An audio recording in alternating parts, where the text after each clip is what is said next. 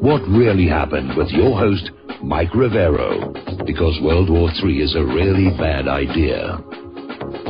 Here is your host, Michael Rivero. And aloha, America. Welcome to our show today. It's Thursday, May 4th, 2017. Sure happy it's Thursday. Sure happy it's Thursday. Sure happy it's Thursday. We have got a lot of stuff to talk about today. The phone lines are open, 800-313-9443. And I'm going to apologize up front. I'm not going to be my normal energetic self. I've come down with another one of these bugs that Hawaii gets from all around the Pacific Rim. And so I'm a little bit under the weather, and frankly, if I were doing the boss jock with the platters that matter kind of a thing, I probably would have taken a sick day. But what we're doing here is important, so we're just going to stagger on through as best as we can. If you're watching TV right now, of course, the House just approved the new health care bill. Donald Trump is out there making a speech assuring us all that our health care insurance premiums are going to be coming down. That remains to be seen. Now, of course, it's going to go to the Senate. The Senate's probably going to make some changes on it, and then they will either vote it through or vote it down, and then so forth and so on. Now, interestingly enough, the corporate media has pretty much backed off on North Korea. We're not hearing a whole heck of a lot on the TV news, but there's a lot of stuff going on in the international media. There's a lot of stuff going on online. And apparently North Korea is still out there fanning up flames here. Russia Today is basically quoting the North Korean state media as saying, war will see Japan under radioactive clouds before any other country. And that, of course, is very provocative, and it's certainly going to be a sore point for Japan, which is the only nation in history to ever be the victim of a nuclear bomb, two of them, at the hands of the United States here. Apparently up on China's border, Chinese troops are being taught to say, don't move or I'll shoot, in Korean. They're being given some Korean phrases. The concern is that when the U.S. attacks North Korea, there'll be a huge rush for the border, and China wants to make sure that what happens in North Korea stays in North Korea. All right, we're going to go ahead and take a phone call here from Bob in Las Vegas. Aloha. Welcome to the show. What's on your mind?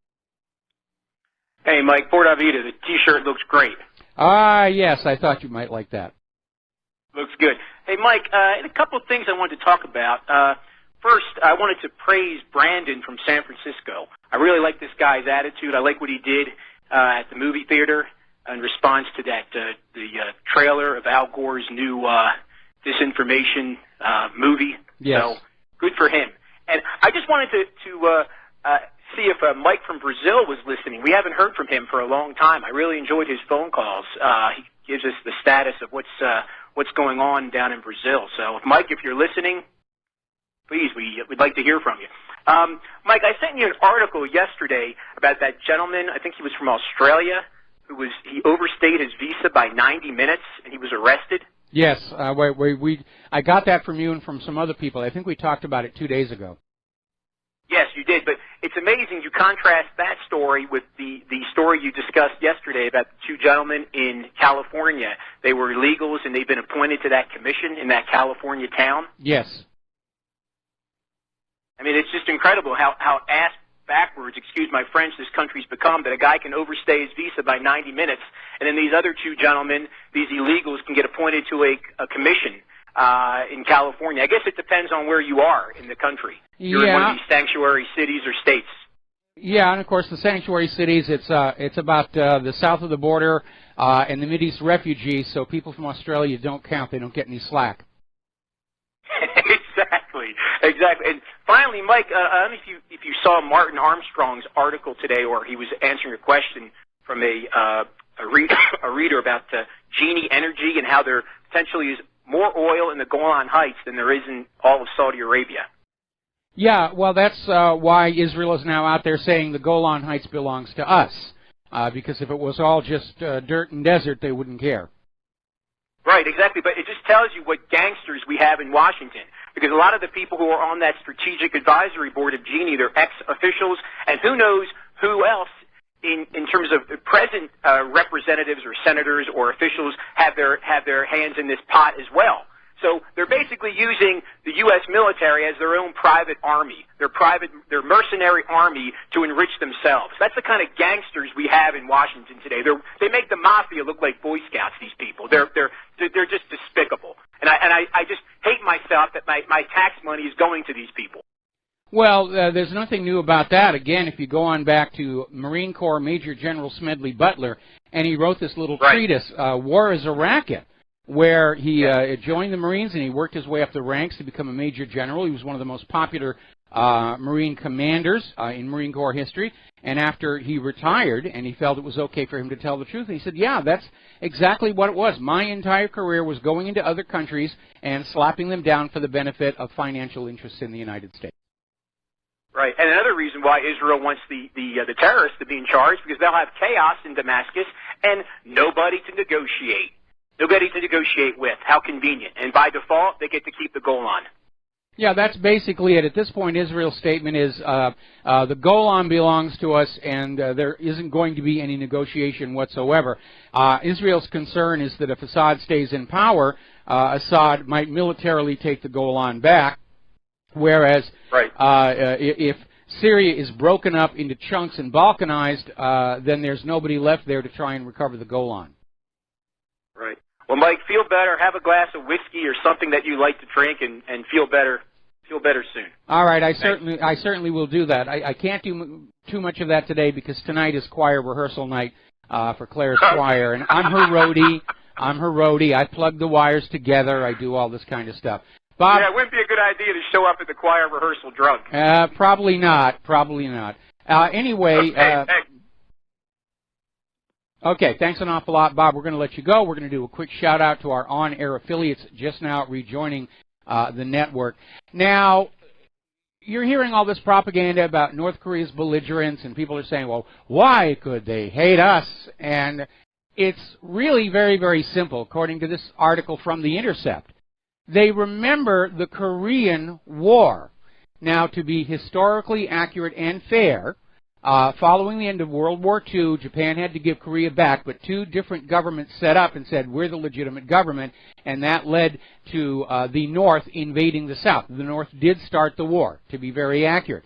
But the U.S. came in on the South Korean side, and they just shredded North Korea, killed off 20% of the population. There wasn't a single building left.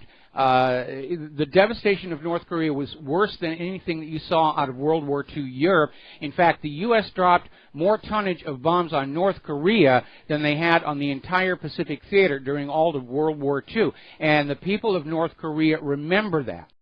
And they're very, very angry about a possible insertion by the United States into that country. And that's why they're all rooting for Kim Jong-un to get the nuclear weapons to a deployable state, because that's the only thing that's going to stop the U.S. from coming back on into North Korea and doing the same brutality all over again. And it makes common sense, especially the older generation in North Korea. They remember what it was like. They had to basically rebuild from the rubble. It's a very real present memory for them. And most Americans have forgotten about it. Most Americans' impression of the Korean War is the TV series MASH. And that's hardly an accurate depiction of what was done to those people. Now, trying to provoke Kim Jong-un into doing something that's actionable, France, Britain, Japan, and the U.S. have begun yet another military drill in the Sea of Japan near North Korea. They're doing all these things to try and get Kim Jong-un to react. They fired 2 Minuteman III test missiles so far. They've openly announced they're flying drones over North Korea. They're openly talking about commandos that are ready to go into North Korea and take out the ballistic missile sites, the nuclear sites, and so forth, which is a bit of a gamble. They're betting that they know where they are. But making these announcements public, it's like a picador at a bullfight. It's there to get the bull angry, in this case Kim Jong-un, to get him to do something overt that can be seized on as the justification for going on into North Korea. And so far, Kim Jong-un hasn't bitten. He had one missile test that apparently was deliberately self-destructed, so it did not leave North Korea's territorial space. North Korea is saying they're going to have their 6th nuclear tests, but so far they're holding off. I think Kim Jong-un is trying to defuse this thing without him personally backing down and losing face, which is a big deal in the Asian cultures here. Now, China is actually showing a great deal of maturity here, saying that all sides in the North Korea standoff need to stop irritating one another. And they're talking about Kim Jong-un's belligerence, the United States' belligerence, and China is saying everybody's got to calm on down, or they're not going to be responsible for what happens down in North Korea. The United States is trying to get China to be their foil in North Korea, and China is saying, we're not going to be able to do what you want while you're still sending weapons off the coast of North Korea. You're going to have to back off if this is really going to work. And amazingly enough, with this apparent impartial approach to the situation by China, North Korea has now issued a mild chastisement to China for betraying North Korea by not unilaterally standing by North Korea's point of view. But China understands if there is a war in North Korea, if nuclear weapons are used, even if they're accidentally detonated or burned, the prevailing winds in that part of the world are going to carry the radiation in part onto Chinese territory. They certainly don't want that. Japan certainly doesn't want that, with the memory of 2 nuclear bombs and Fukushima on their hands. One of the things that keeps bothering me are all these stories about the threat by North Korea to Hawaii, right here, where I am sitting. And there have been more than a few of them, and the latest one is coming out of the Daily Star over in Great Britain, saying that if North Korea were to launch a nuclear missile at Hawaii, that the population here would have mere minutes to get to some kind of a shelter. And we don't actually have any kind of an organized underground shelter for civilians. Plenty of them for the military, but not for the civilian population. Now, I was going over on Nuke Map, and on the presumption that a North Korean nuclear warhead will have the same yield as their largest test to date, which is 10 kiloton, Claire and I would actually survive it if they had an accurate hit down on Pearl Harbor. We'd probably get some windows broken, but we could actually get through that and make a bunch of videos and post them on YouTube. All right, moving along here. Now, what's really going on in North Korea? The last couple of days, we've had all these articles about is North Korea a distraction for a planned invasion of Syria from Jordan? It may well be. Is it a distraction from Donald Trump's domestic difficulties and his failure to keep his commitments to his supporters? Could be that as well. But there is something else going on here.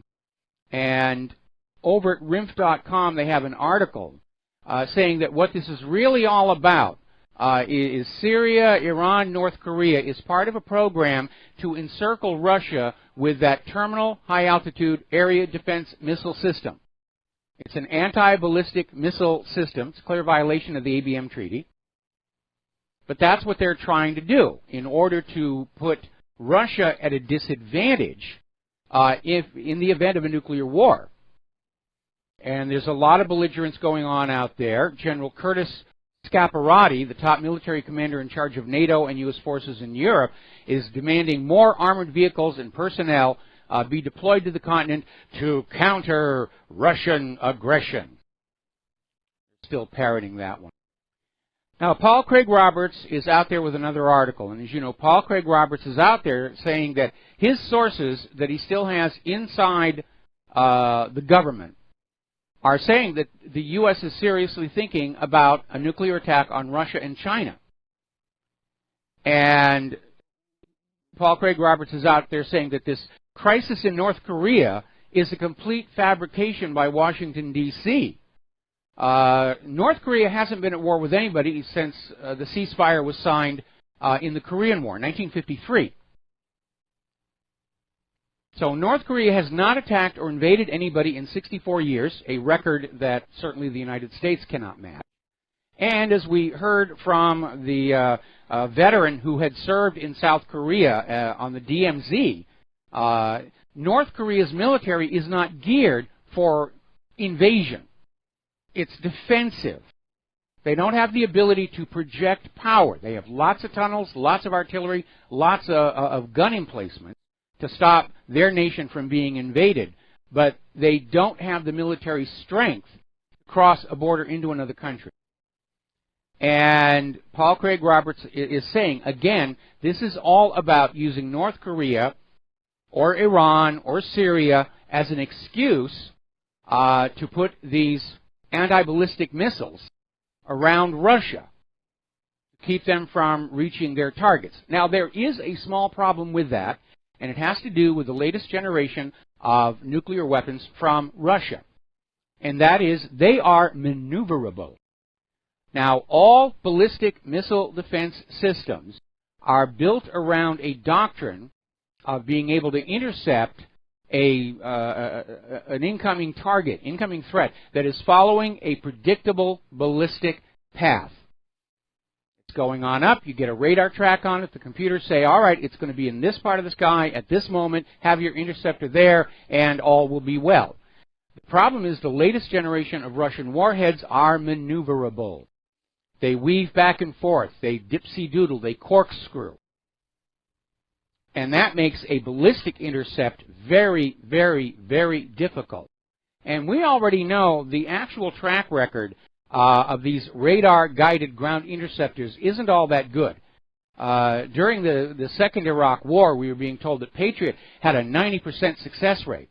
Well, if Russia lobs 10 nuclear weapons at a major U.S. city, and Patriot gets 9 of them, or THAAD gets 9 of them, that's still one bomb coming on in, and one nuclear weapon can really ruin your whole day. But the problem is, we found out after the Iraq War was over, Patriot really didn't do that well. In fact, they're saying its success rate was less than 50%. We may presume THAAD is not much superior to that. And look over at Israel and Palestine, where Israel is using up those Iron Dome missiles by the dozens to hit just one of these homebrew rockets heading across the fence. The reason? The homebrew rockets are unstable, and they wiggle while they fly, and that's why they can't be hit. So anybody who thinks that is going to be an impenetrable shield, I'm sorry to disappoint you, it is not going to happen. Now, turning over to Syria, there's a Christian village of Ma'alula, and apparently from September 2013 to 2014, they were fighting for their very existence. The Free Syrian Army, most of whom aren't actually from Syria, were terrorizing, kidnapping, murdering locals, targeting Christians and historic holy sites, including a local convent. And they kidnapped and abused some of the nuns there. Well, apparently after months of fighting and heavy losses sustained by the Syrian government, the village has finally been taken back from the terrorist occupation. So that's got to be a source of triumph, taking that village back. And again, this idea that the U.S.-backed mercenaries were targeting Christians in Syria is something that somehow never made it to the corporate media. Now, apparently, Russia has started setting up military installations in northeastern Syria. And they're setting them up in an area currently held by the Kurds. The danger here is we are getting closer and closer to a direct military confrontation between U.S. forces and Russian forces, and where that could go is too horrible to think. But everybody's playing brinksmanship here. The possibility of it getting out of control. All it takes is one hothead to push a button. Things are really going to be noisy. Now, apparently, Turkey, Iran, and Russia have signed an agreement calling for the creation of 4 safe zones in Syria. This is a proposal rejected by the U.S.-backed fighters who apparently walked out of the press conference at the Kazakh capital. So, again, they're talking safe zones, but these are the Russian safe zones, not the American safe zones, and that's why there's all the friction. We'll be right back. Aloha, America. Welcome back to our show here. And I just got an email from Mike in Brazil, and he apologizes for not calling in.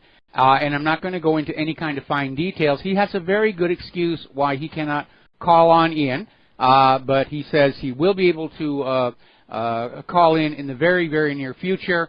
But he is listening to the show, and he was very grateful for Bob in Las Vegas' shout-out to him. All right, so that's where we are on that one. Now, here's a very interesting and alarming story. This is coming out of Sputnik News, where apparently Al Jazeera has been hired to film a false flag, fake chemical attack against civilians. They actually saw Al Jazeera camera crews out there, stringers in Syria, and apparently it was ordered on behalf of a European country. It was revealed by a military and diplomatic source earlier today. And apparently it was a big, big production. They had about 30 fire engines and ambulances, as well as 70 local residents with children transported from a refugee camp, and they were used in the filming across 3 locations in Idlib province. So they've got a big production there. They're getting ready to scream that Assad gassed his own people. And I don't care how much money they put into the production, they still can't get around the absurdity of the claim itself. Assad has nothing to gain with such a chemical attack and everything to lose. And you should feel insulted that the propagandists think you're actually going to buy this nonsense, even with all the Hollywood glitz and lots of props and lots of bodies. It's still a lie, because it doesn't make any sense. Look for what should be there and isn't, and what isn't there is a motive for Assad to do something this stupid, knowing it would justify a full-on U.S. invasion, which we keep hearing talk. The U.S. forces are now in Jordan on the border. Now, further north, Afghanistan is turning into an endless perpetual war. This is out of originalantiwar.com. 300 Marines have returned to Helmand province in Afghanistan. And basically, you need to remember, back in 2009, 2010, 20,000 Marines beat back the Taliban in the region. And as soon as the Marines left, the Taliban came right back on out and took the territory over again. They weren't going to fight and die to defend a piece of dirt. They would simply pull back, and when the Marines left, they'd come on back. It was a complete failure. And even General David Petraeus said those were fragile gains and they were easily reversible. So we're stuck in Afghanistan, graveyard of empires, still having to garrison Iraq, still up to our neck in Libya, Yemen, Somalia, Syria, still drooling after Iran and ultimately Russia and China. What could possibly go wrong? Now then, there was a video that was put out. It's already been pulled off the net. And it was released by a pro-Israel public relations group that had a very stark message for Europeans. Your continent is about to be obliterated by Islamic armies, and if you, Europe, don't stop the boycott, divestment, sanctions movement, Jerusalem will permit the catastrophe to occur. That's the threat coming from Israel. Drop BDS, or we're just going to open the sluice gates and let Europe be overrun by Islamics. It's already happening. And unless Israel wants to claim that they are the author of this mass migration, I don't think they're really in a position to say one way or the other what's going to happen. It's a bluff. But in any event, the video caused enough of a ruckus where it's already been pulled off the web. Now, Israel has a law that provides official financial compensation for all Israeli Jewish terror victims. But it's been denied to 8-year-old Ahmed Dwabshi's case because he's not actually a citizen of Israel. His family were burnt to death in their home 2 years ago by Jewish settlers, who, by the way, has still not been charged for that crime. And so this 8-year-old boy has no means of support. And Israel's just saying, you're not a citizen, you're on your own.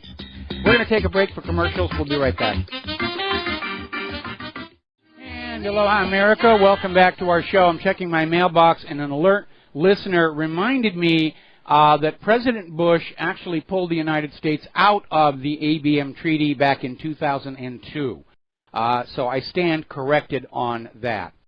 Now, getting on back to this threat, if you will, by Israel, that unless Europe shuts down the boycott, divestment, sanctions movement, Israel will allow the continuing flood of Islamics into Europe to bring Europe down.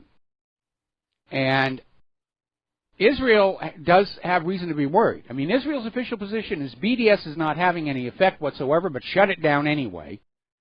And so now we're looking at this story that came out of electronicintifada.com. There's been a new poll done here in the United States of America, and 40% of Americans back sanctions on Israel because of the illegal settlements on occupied Palestinian land, which is a crime under international law. Amazingly enough, Democrats, 56% of Democrats back economic sanctions or tougher actions against Israel. And what this tells us is that there is a growing public opposition to the unquestioned support for Israel displayed by the U.S. government. It's about time. Now, here's a story that came out of Matrix, Bob, and it's more of this information coming on out from James Comey's appearance before the Senate committee the other day. And it relates to an email that surfaced in which it stated, Attorney General Loretta Lynch made sure that the FBI probe of Hillary Clinton didn't go too far. And Comey was asked to comment on this. And what he said was, that's not a question I can answer in this forum, Mr. Chairman, because it would call for a classified response. I have briefed the leadership of the intelligence committees on that particular issue, but I can't talk about it here. Might as well have a flashing neon sign on the front of his head saying, cover up, cover up, cover up, cover up. In other words, yeah, we protected Hillary Clinton. We can't tell you why. Or we're not going to tell you why.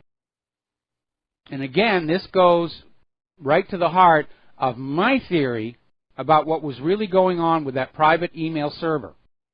It was a replay of the 1994 Chinagate scandal. Selling secrets to foreign interests using that weak email server to deliver the product and that charitable foundation to collect and launder the payments. And a large amount of the money that went into the Clinton Foundation did come from foreign sources.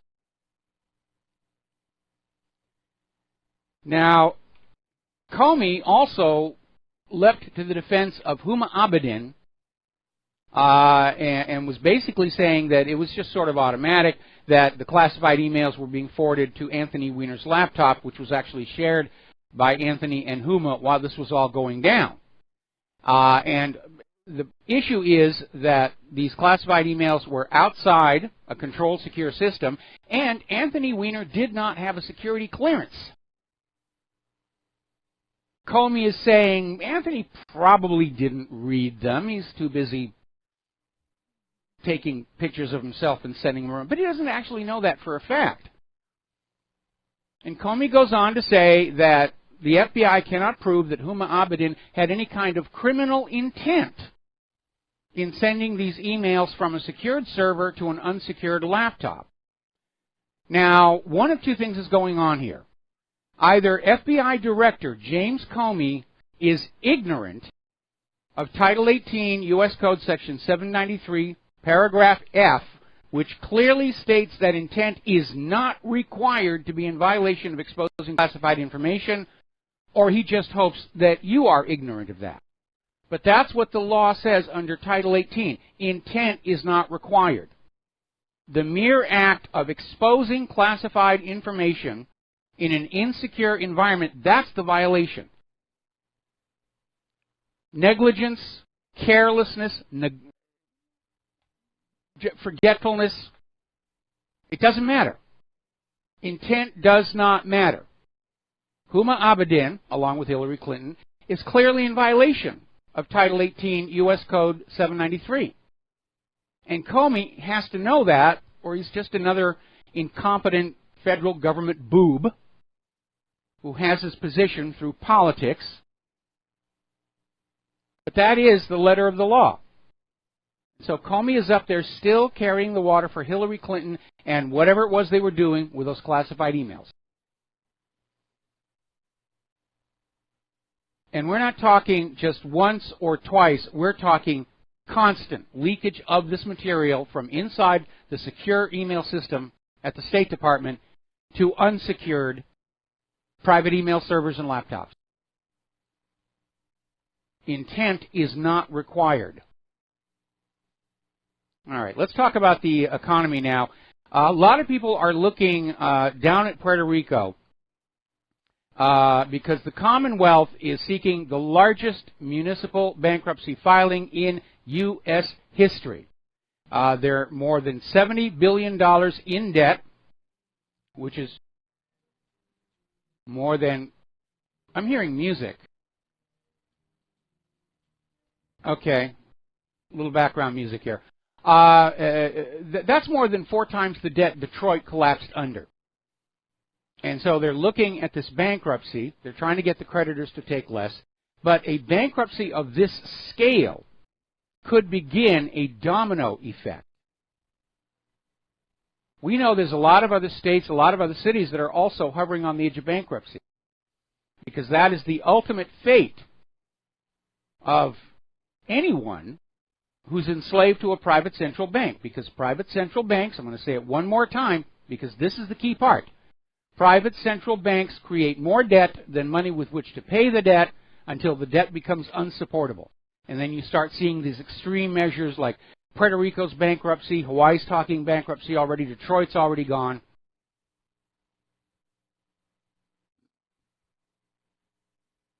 And Puerto Rico's bankruptcy is just one of the warning signs out there that we are getting very, very close to a major, major event. The European Union is trying to blackmail the member states that want to leave. Now they want 100 billion euros from Great Britain. According to ADP, employment is actually in decline. U.S. auto sales are in decline. There are more credit delinquencies among the American people.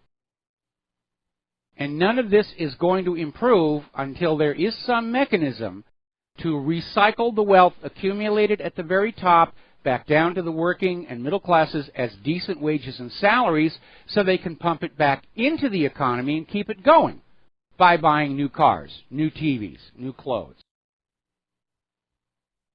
Get out of debt. We'd all like to do that. The money just isn't there. Now, one of the articles of belief of those who support Keynesian economics and the Federal Reserve is that the debt doesn't really matter. The debt has to increase to keep the money supply out there, and that's why we just keep more money, and that's why we're so rich. Well, we're not rich. We're in debt. That piece of ink and paper, that Federal Reserve note, is not a unit of value. It is a unit of debt, and it is accruing interest as it sits there in your pocket. In the end of this whole Ponzi scheme, private central bank, profits for the bankers, profits for Wall Street, more debt for the people. Take a look at what's happened in Zimbabwe, Venezuela, Greece. It's spreading like a contagion across the world, and it is going to hit here. Now, speaking of Greece, apparently Germany has pulled the plug on Greece's debt deal and says they will not even consider another bailout until Greece passes more laws to cut pensions, more austerity on its citizens, and start selling off the assets of the nation of Greece into private hands. And that's actually the goal of the private central bankers. They know those pieces of paper aren't worth anything. It's that debt obligation that is imposed on you to control you, And the end goal is for the bankers to have all the hard assets of the people and the nation. And all it took them to do it was ink and paper. Over in Silicon Valley, which is showing an amazing degree of chaos currently in their investment market, but there's still a huge amount of money floating around there. Tech billionaires are out there spreading it around. Housing prices have gone up. And apparently, even mobile homes for retired people, the rents are being driven up. And citizens there are trying to raise funds to campaign for a rent control measure.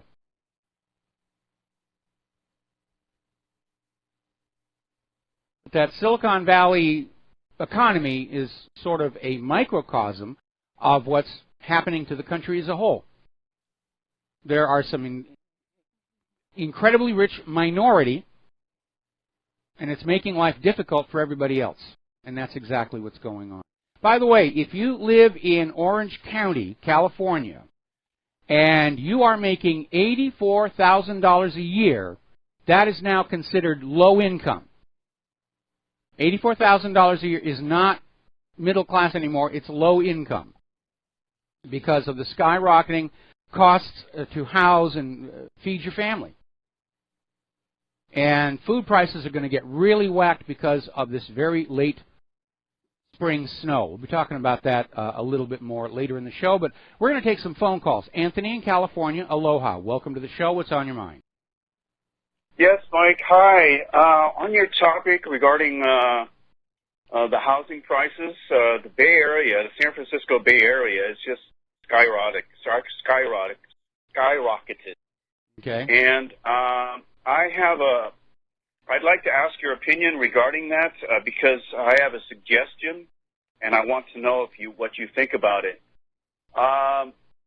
Since they have a cap, a salary cap on NFL owners and basketball owners on the amount of money they can spend on free agents, I was wondering if they should do the same thing with in regards to these financial and real estate oligarchs, since they have a monopoly on the markets, on the amount of real estate they can own or on the amount of real estate they can spend.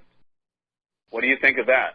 Well, it's an interesting idea. I don't know how much the San Francisco real estate market is being monopolized. I thought there was quite a few players, but what is driving the prices up is they're back into this issue of flipping the properties to run their values up to create artificial equity out of thin air that can then be cashed out. It's basically what was going on in 2006, 2007, leading up to the collapse of the mortgage-backed security fraud.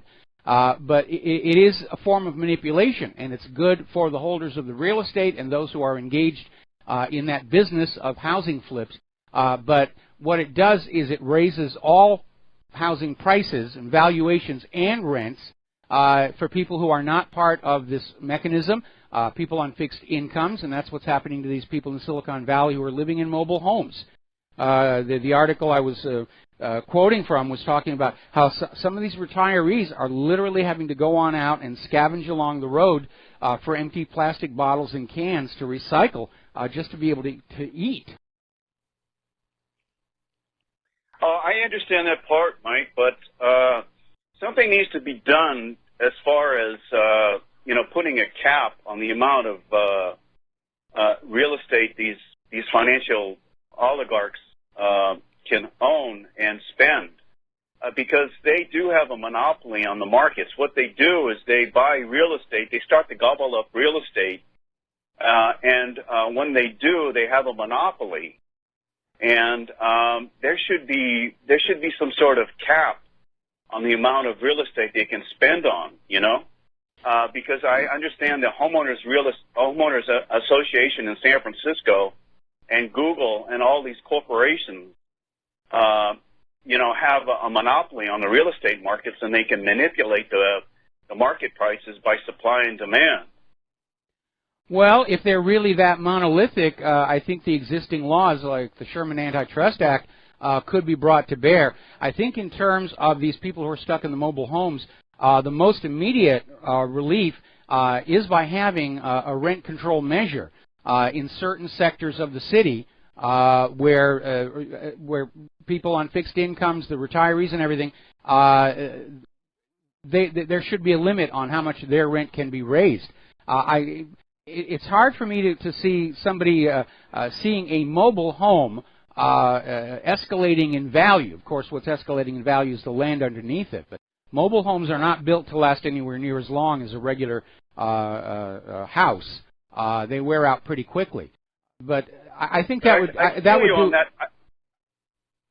I'm sorry. Go ahead, Mike. Yeah, I was going to say, again, I would want to verify just how much of a real estate monopoly or cartel is actually operating here. But again, we could draw an example from the early years of radio and television and newspaper in this country, where there were laws that limited how much any individual or corporation could own in terms of radio stations, TV, and newspapers to preserve a diversity of opinion. The same thing could be applied to the real estate market to increase competition, which would bring a higher service, higher value, and lower costs to the ordinary people. But again, okay, Mike, I want to study the actual numbers and see how big a problem that really is. In the meantime, I hope the campaign for rent control in Silicon Valley goes through. Yeah, I understand. Well, I hope that does go through because seniors, especially seniors, are being affected by this, by the rising cost of the housing cost, their rent going up, and there should be a limit to that, as far as their fixed income, because they're being the ones being squeezed. And there's no middle class in San Francisco anymore. You're either low income or you're making $85,000 or more per year. Well, that's still considered low income in Orange County, California. They had a whole list of all these places where these sky-high salaries are considered low income. Hawaii is number 4 on the list. All right, well, listen, Anthony, we're going to have to let you go. We got to take a break for commercials. We'll be back with another phone call after these few words. And aloha, America. Welcome back to our show here. We're going to take another phone call. Laura in Michigan, aloha. Welcome to the show. What is on your mind today? Hi, Mike. I have a theory I want to run by you. And what it is lately I've noticed that every once in a while Donald Trump mentions Andrew Jackson. Yes. I noticed that CNN, MSNBC, they've been kind of kidding around. Oh, he's got dementia, and he keeps mentioning Jackson. And one person said, oh, it's because he likes his hairdo or whatever. Here's my theory, and I could be wrong. I think he's throwing us a dog whistle. Keep mentioning Andrew Jackson, because what did Andrew Jackson do? Nationalize the bank. Well, he didn't nationalize it. He shut down the second bank of the United States, at which point there was an assassination attempt on his life. But during his campaign, Donald Trump was talking about taking a hard line with the Federal Reserve.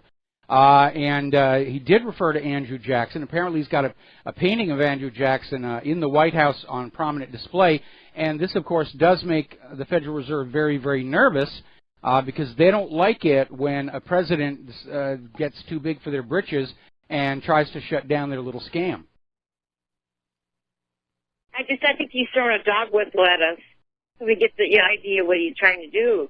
It's like, look at Iceland, how well they've done. Yes. They got rid of the bankers, defaulted on their loans, and now their monetary system, the corona, is the strongest in the world. Yeah, it is. We reported on that yesterday. And Iceland threw the criminal bankers in prison. Other countries actually execute them. That's how serious they consider banker crime to be. And they didn't default on the debt. They wrote off all the debt that was created through fraud. And Iceland's economy is doing very well, which is why you never hear about Iceland's economy in America's corporate media. They're worried that it might give all of you debt slaves uppity ideas about freedom. Okay, thank you. I just wanted to run that theory by you. Okay, well, at this point, I'm not interested in dog whistles or banners or hints. I want to see some action. And so far, Trump has been very disappointing in that particular regard. and I'm really not even paying that much to what he says anymore, unless it's funny, which he's capable of doing. But I want to see what he's actually doing. I want to see his signature on bills that actually fundamentally change this country, get it back on a track to being a republic with a democratically elected government, elected in fair, honest, transparent elections, and the economic laws changed away from this system that sucks wealth from the ordinary people and gives it to the money junkies. In fact, I'd like to see the money junkies have their own asylum someplace. And it'll be nice, a nice little place, maybe Jekyll Island. You know, they got a lot of nice, cushy buildings there, and we'll throw all the money junkies there and have sharks in the water around the island so they can't leave. Throw filet mignon and Perrier water over the gate to keep them fed. Yeah. Okay, thank you. All right, thank you. We're going to let you go. Take a quick break for our station identification. We'll be right back. And aloha, America. Welcome back to our show, hour number 2, and the phone lines are still open, 800-313-9443. I got an email from a listener up in Washington State. Everybody's talking about what is considered low income in the United States now, and apparently in Seattle, $72,000 a year is considered low income. And what that is telling us is we are entering a period of hyperinflation. I remember when I was younger, $70,000 a year, that was like a dream salary.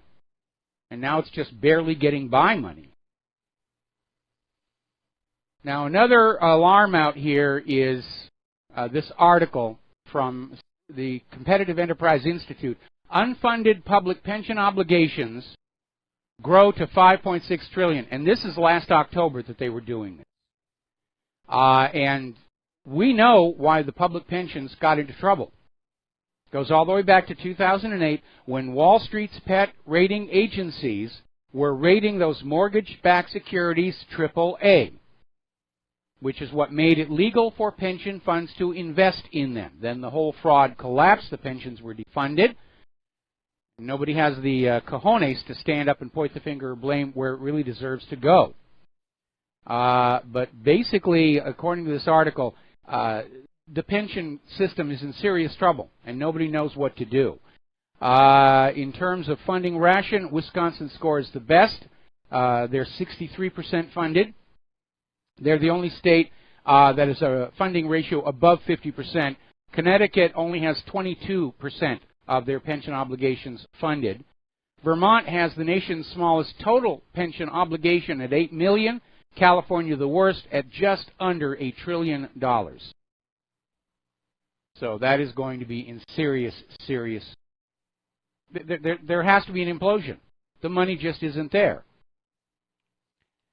Now, we have a caller on the line. Mario from the Netherlands. Aloha. Welcome to the show. What's on your mind?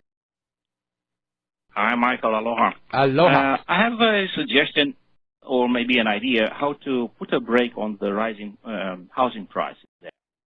Maybe the city councils can put a differential tax on the uninhabited housing units.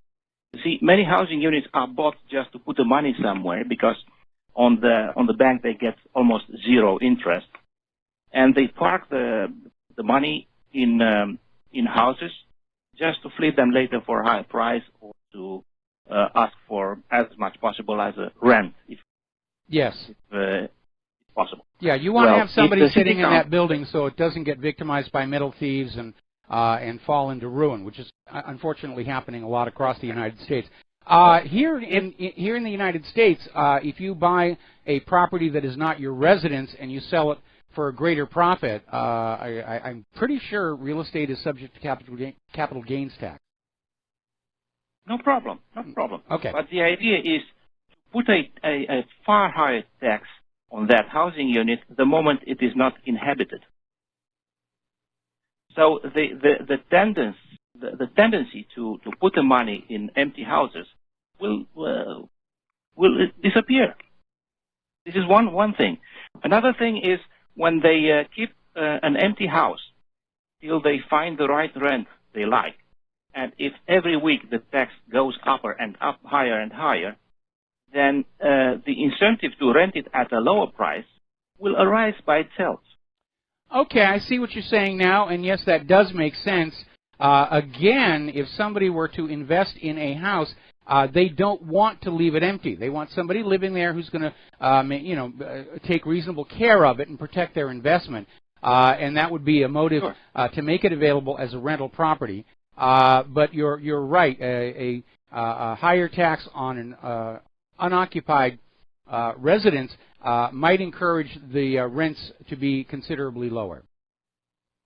Exactly. And it should also put a brake on the rising of the prices. Of the rental price or the sales price?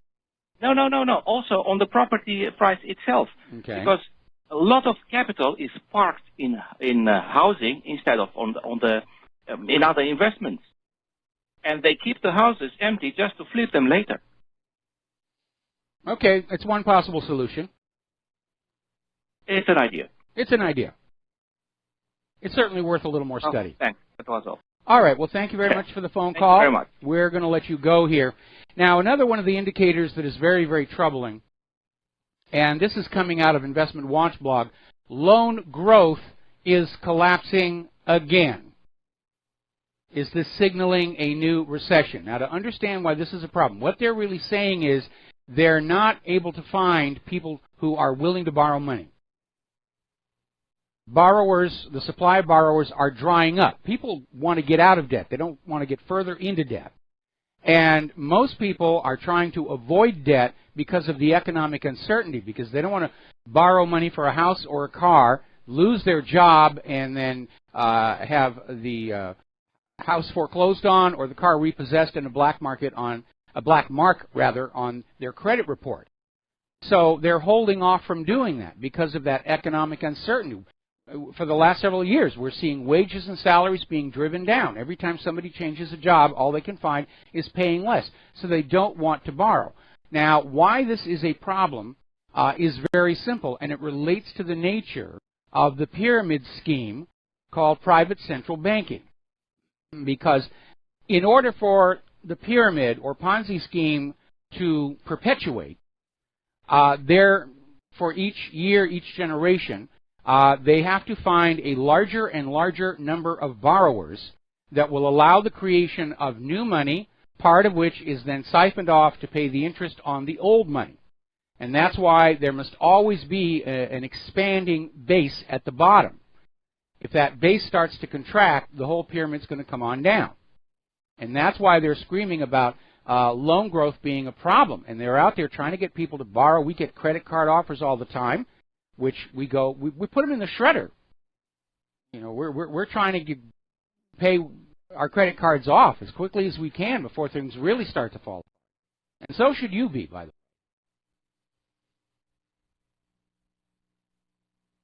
The very existence of private central banking depends on always getting new generations of borrowers in huge, vast numbers. It's a big reason they were pushing the student loan thing. Forget about scholarships, forget about working your way through school. Oh, just take out a student loan. And they were so desperate for those borrowers, they didn't care that these kids were going to graduate from college and the high-paying jobs they'd been promised weren't going to be there. The item of value is that loan itself. All right, we're going to do a quick shout-out to our on-air affiliates who are just now rejoining our network. Apparently, Kraft Heinz, famous for ketchup and various other condiments, is closing 6 of their factories, and they're letting 5,150 people go. No real explanation about it. It could be that people just aren't buying condiments, buying the core groceries, and they we don't need the condiments. We can't afford them here. Now, turning over to China, there's an analysis by Kyle Bass over in Zero Hedge, talking about how China's credit system expanded too fast and too recklessly, and it's beginning to unravel. And Kyle Bass is over there at Heyman Capital, and he's basically saying that ballooning assets in Chinese wealth management products are another sign of a looming credit crisis on the nation. In other words, there are going to be people who are defaulting on their loans, and they're not going to be able to sell new loans to new borrowers in order to keep the system going. And Bass was interviewed on Bloomberg TV saying some of the longer-term assets aren't doing very well. Now, it could be real economics, could also be economic warfare. We know there's a lot of that going around the globe right now. But what did in China was the fact that they were very successful as a manufacturing, exporting economy. And one of their biggest customers was the American consumer. And so China's economic prosperity was very tightly tied in with Americans' economic prosperity. But that's pretty much evaporated. And people just don't have the money to go on down to the big box store and buy those Chinese exports. Remember what I said yesterday about a century ago, marketing went from need to desire, and they're still trying to sell on desire, but the economic realities are taking us back to a need system of making our buying decisions. And that's slowing down consumer spending as well. Now, there's a little bit of interesting news, this also from Zero Hedge, basically saying that China can get out of this mess by going on to a gold-backed currency. Of course, this is viewed as a threat from the West. In fact, the headline is China's plan to subvert the global dollar standard. Well, China is hardly alone in seeing America's fiat-based fairy tale money as being dangerously unstable. And countries want to get back onto a stable economic medium of exchange that is going to be good for the nation as a whole, not just for the bankers. Early today, I was actually going through that America's Book of Secret video, The Gold Conspiracy, and watching it again, and just, in hindsight, stunned at all the things that were being said, how they've all turned out to be very accurate as to what's going on with the economy. Now, Bitcoin is soaring above $1,600 on relentless Japanese buying frenzy, which sounds really good, except to me it's another bubble. It's another pump and dump. And the Bitcoin system does have its weaknesses. Bitfinex, based in Hong Kong, it's the second largest Bitcoin exchange, appears to be headed for a Mt. Gox-style collapse. Everybody likes the idea of some kind of a currency that is not under direct control of the private central banks or the government, but we should not, in our haste, get into using a currency that is subject to manipulation and wild value swings based on buying and selling, speculation. That's not a stable currency.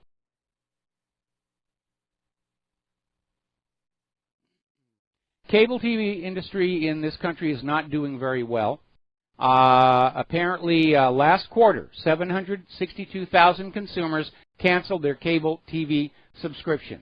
And for a lot of areas, that means they have no TV at all, because when cable was coming on, they tried to convert the on-air broadcasters away from the old analog NTSC to a digital broadcast standard.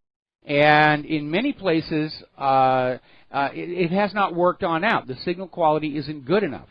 They did that here in Hawaii, and we're living just north of Pearl Harbor, and we can't get over-the-air digital broadcast signals from the stations down in Honolulu. Now, we're using a little internal antenna, maybe with another antenna up top. It would be better. But I think we're going to find out that a lot of people are just deciding to go without TV. And there's a couple of reasons for that. One, they know the corporate media is lying to them. So why pay money to be lied to? And second, I don't know about where you are and what cable service you're on, but in this context of seriously considering getting off of Spectrum because they can't seem to get their act together, looking around the little programming guide, it's the same stuff over and over and over again. I've seen everything there at least once, if not twice. There's almost no new material being produced that makes having a cable subscription attractive. Yes, Amazon had the Grand Tour. I do like what's coming out of BBC. But you can pick up BBC on a satellite dish. Now, remember what I said before about the student loan issue? Another article out of Investment Watch blog called The Student Servitude Sham. And it says, many today believe it is morally wrong to indenture students to the degree of liabilities presently required to achieve the education required to become a productive contributor within our modern society. And they're saying it's time to ask the question, why have college costs exploded upward way out of proportion with inflation, while the high-paying jobs that these students were promised are vanishing? What's driving this process forward? Well, as I said before, what's driving the process forward is that student loan. That's the goal, to turn students into the new borrowers to keep the private central bank Ponzi scheme going a little bit further. All right, let's take a phone call here. Tom in Florida, aloha. Welcome to the show. What's on your mind? Good day, Michael. Yeah, the House did pass the new bill, the Trump bill. Yes, the they healthcare. did. That was a good thing, I suppose. That's a good thing. I do want to talk about what I did hear about the numbers, Michael. But there's over 13 million illegals in the United States, and only about 4 million are actually working. The other 8 million are actually staying home life or go to school, the kids, whatever. And I'm thinking about who's going to pay for, are these people going to be allowed to get health care too, these 14, 13 million, whatever it is? Well, we're going to have to... That right there, if you got rid of them. Go ahead. Yeah, I was going to say, we're going to have to read the actual bill after the Senate gets done making their changes. But there is absolutely no question that the illegal immigrants and the refugees are a tremendous burden on our economy. A lot of people have done analysis on it. Over in Los Angeles, their mayor is fighting immigration enforcement because apparently illegals and refugees are now the majority of the population in Los Angeles. Everybody else has been driven out. And if the illegals start getting deported, Los Angeles is literally going to turn into a ghost town. I imagine the property prices will be pretty good in that particular neck of the woods. Not that I would ever go back to Los Angeles. Those people in California are just insane. Well, the earthquake's going to hit there one day. But anyway, Michael, what I want to also bring up to your attention is the New York Times is talking about what's going on with France. Yes. And this Macron and Le Pen. And Le Pen beat him up. She was brutal toward him in the debate. And she was like actually throwing daggers at him and throwing strikers at him to kill this guy. I mean, what these, of course, this guy's being backed by the Rothschilds, the Bilderbergs, and of course Soros. This guy Macron, you can look at him and tell who the guy is. And they're making this little pen out to be the biggest devil there is. And here she's trying to save the country from total annihilation. And these French are probably going to vote this guy Macron in there because they're that dumb. They're feminine. They're feminists. The men over in France, I guess, are all a bunch of feminists. I don't know. Feminine. I don't know what the hell's going on in France. But if they vote that guy in over her, it's over for France. Well, I'm expecting there to be. The lights are out there. I'm expecting there to be massive election fraud in the French elections. Absolutely. And again, the globalists are so close to their dream of a one-world government, one-world private central bank, they're not going to let a little thing like the will of the people get in their way. Absolutely. And the Brussels from Brussels are running the whole show over there. And we know who they are, Michael. They're guys like Soros and the Rothschilds are running the whole show. Let's not kid ourselves. But yeah, I see after this election with France, that place, Europe's gone. It's gone, Michael. Well, again, it's too soon to write it off here because we have massive election fraud in our election last year. We had the media out there saying Hillary was going to win, and she couldn't pull it off. She couldn't steal the election. And Marine Le Pen, her poll numbers are going up. Macron is running a lackluster campaign. And you're right, in the debate, Le Pen just chewed him up and spit him out. And I think the post-debate polls are probably going to be swinging in her favor. Yeah, Michael, but the spin doctors, they are these Zionists that are spin masters are great at this. They'll lie, they lie to the public, and they spin everything. But one more thing I got to say, Michael, when you look at California, and I saw the facts on there, there's almost 3.5 million illegals in that state. The white Anglos that are in that state, Michael, are fleeing every day like 6,000. I read that like 2 years ago in a USA paper. Yes. I don't know if you could bring that article up. I wish I would have saved it. And I'm saying to myself, where are these? Let's say, are these a bunch of liberals are leaving the state, or are the liberal whites still staying there, and the white conservatives are leaving the state? Because the white liberals are eventually going to be chewed up and swallowed up. That whole state of California is going to be, like say, Cal Mexico. I think it's probably white working middle class people who are just looking for a better place to live, lower taxes, less insanity, less political correctness. Anyway, listen, Tom, I'm going to have to let you go. Got to take a break for commercials, and we'll be back after these few words. And aloha, America. Welcome back to our show here. We are hearing that oil prices are now crashing to pre-OPEC deal levels, which means somebody went rogue and is out there selling oil outside the control of OPEC. And we know a lot of oil is coming out of Syria. It's being stolen by ISIS, smuggled across the border into Turkey, and from there it's sold on the world market. Now, as you know, the Mexican drug lord El Chapo was captured last year, extradited to the United States, January of this year. And let's see. I'm hearing an echo of my feed. All right.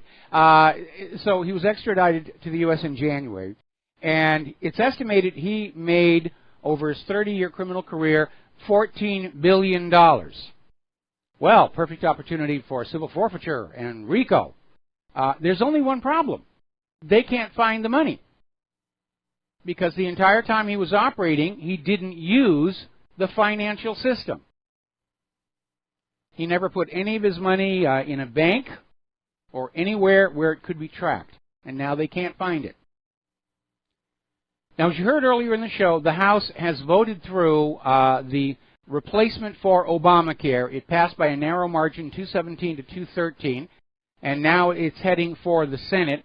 And there are a lot of people who are still complaining and saying certain things should be there.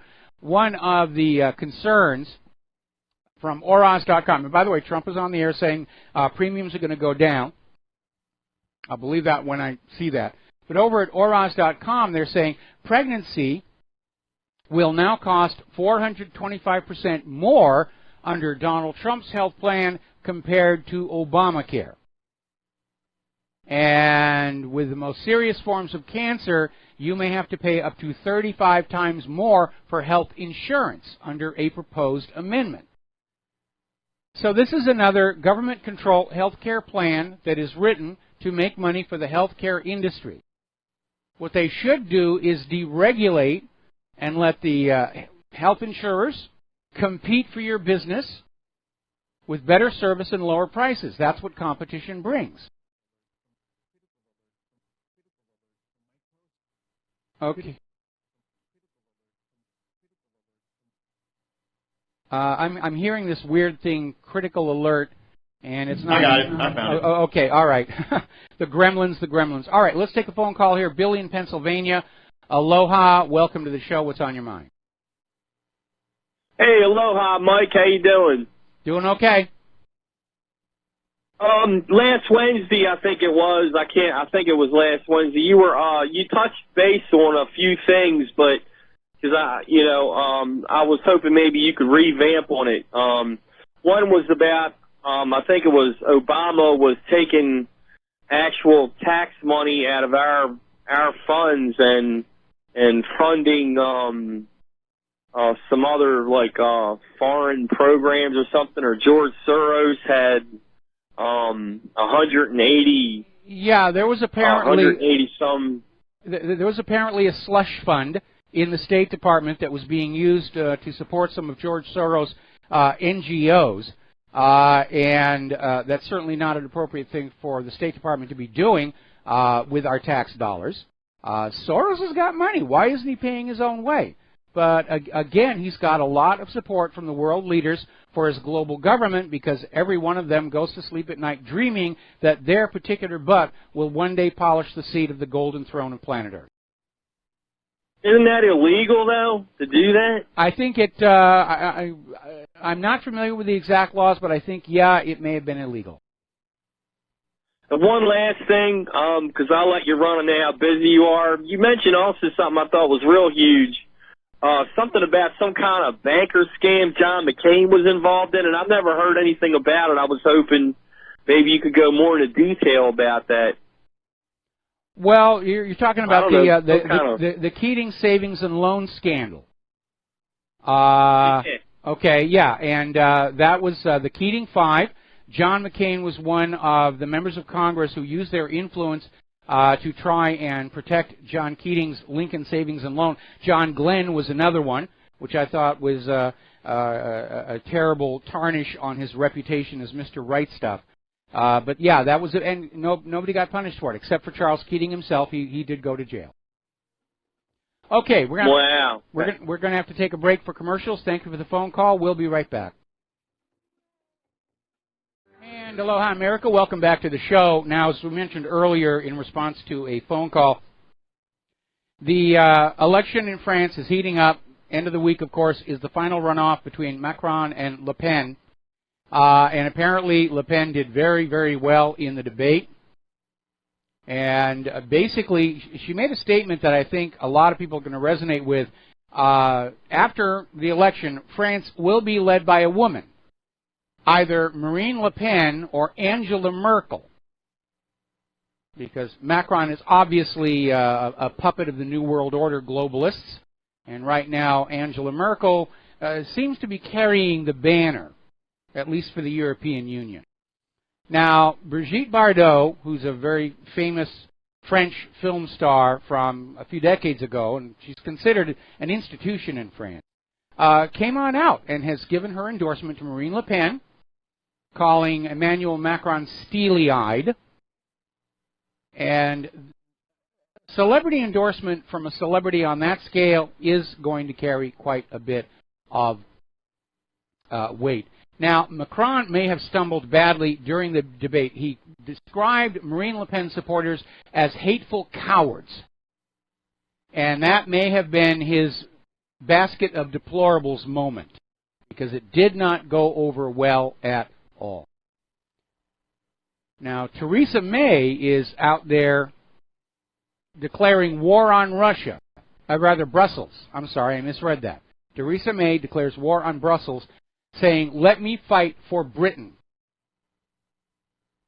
Because the Remain people and Brussels, they're still trying to find some way they can derail Brexit, or if Great Britain wants to go and pretend they're independent, they're still going to be financially propping up the failing EU and still have to have those open borders, which are the issues that led to the Brexit in the first place.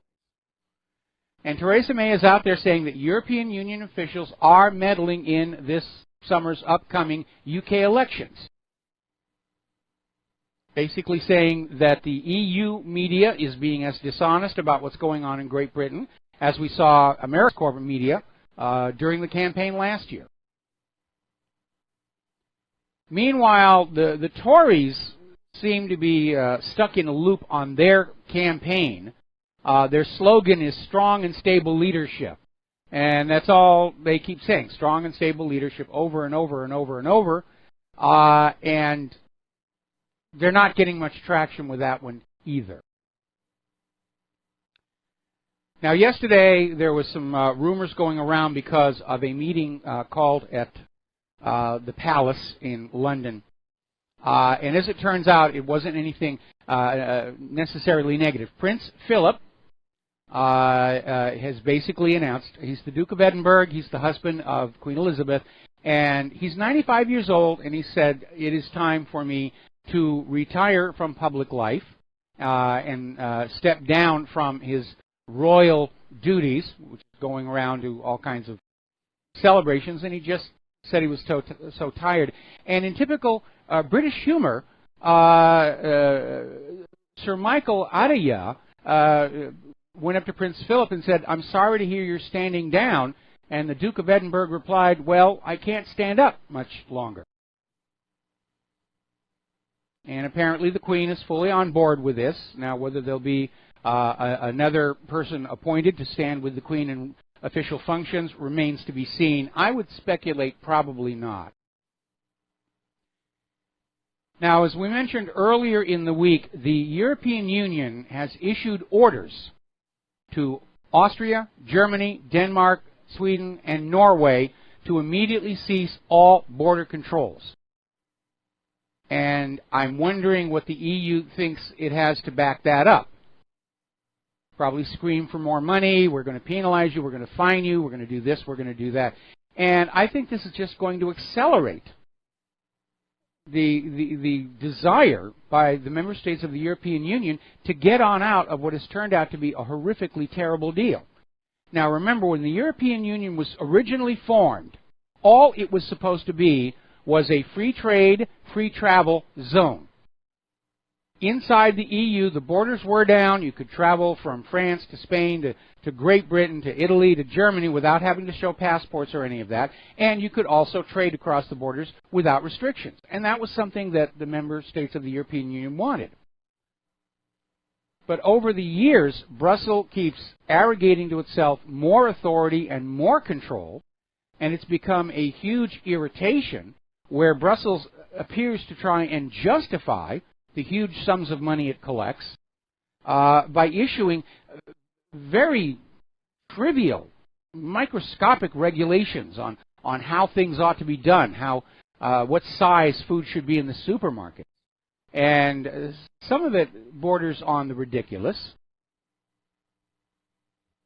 And that's why the EU, the member states, want to get on out. Now, the next crisis for the European Union is Poland.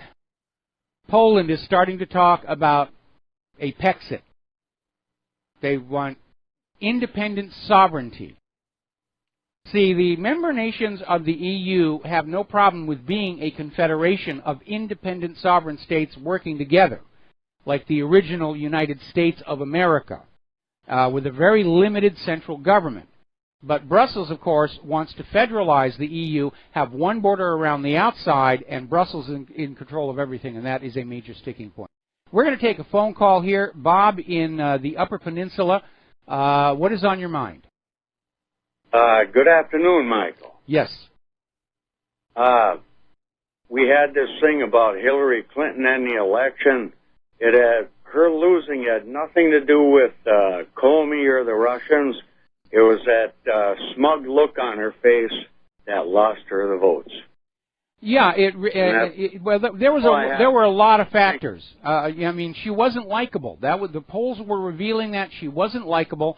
A lot of people did not react the way she thought they were going to react with this divisive campaign of pitting men against women and black against white. And a lot of people realized they were being played, that they were fanning up the race card, the sex card, the abortion card. And in the end, I mean, there were factors. Democrats who voted for Barack Obama voted for Trump, first of all, as a rejection of Obama's policies. And second of all, a lot of Democrats voted for Donald Trump in their outrage at how the DNC stole the nomination away from Bernie Sanders and their very cavalier attitude about it afterwards. And now we're finding out as they actually study what happened last year academically, as opposed to screaming the Russians did it, they're finding out Hillary couldn't get her base out to vote. And we knew that was going to be a reality when you go back and you look at the pictures of the rallies last year. Trump's rallies were in sports stadiums. They were full to overflowing. Hillary was in these little tiny venues like a bicycle shop. And they couldn't get anybody to show up. And that was telling us right then and there. Even though people were saying they supported Hillary Clinton, they really weren't that committed to her. And I wish we could get a real in-depth forensic analysis of the actual vote, because I think the reason Hillary didn't even have a concession speech on Election Day was she really thought she was going to be able to steal it. And we have seen indications of massive election fraud, and Trump's voters were able to overwhelm that. And when that happened, we were all delighted.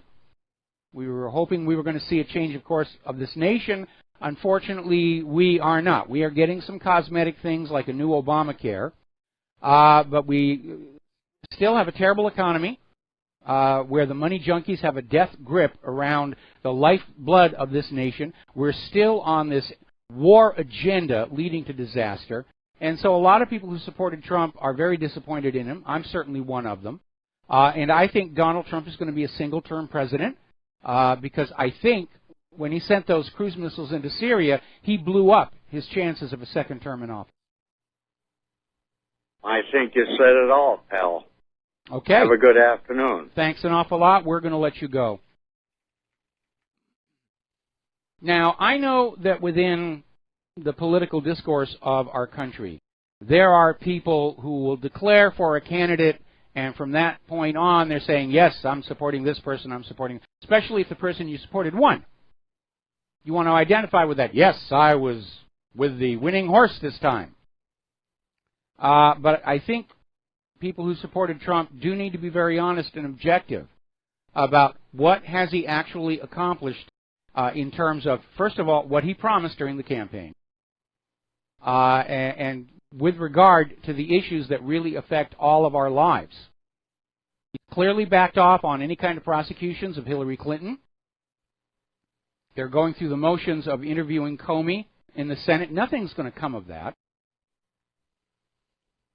Now, it's true immigration has gone into decline, but that's more coming from the illegal immigrants themselves who are now showing more caution about coming here, rather than the construction of a border wall or increased enforcement for deportation of the illegal immigrants that are actually here. I think at the end of this arbitrary 100-day period, we have to take stock and say, what has Trump actually accomplished? Not what he's said, not what he's tweeted, not what he's telegraphing or dog whistling. What has actually changed for this country in the issues that impact you the most, the economy and the wars? And right now, doesn't seem like a lot. It really doesn't. Now, there's a new problem, and it's illustrated by a story that came out of Breitbart. Up in Minnesota, active tuberculosis cases increased 12% last year to 168, up from 150 1 year earlier. Now remember, tuberculosis, before all of this open border stuff, tuberculosis was eradicated in this country. I remember when I was a kid, and there was still a problem with tuberculosis, they were, they had campaigns, fundraising, and then finally they had a breakthrough, and tuberculosis went away. And it was a horrible disease, horrible, horrible disease to die from. And now we're finding out, according to Minnesota's Department of Health, according to their Tuberculosis Prevention and Control Program's quarterly surveillance report, 90% of those 168 cases were people who were foreign-born. And apparently, 14 of those 168 cases were diagnosed within the first year inside the United States.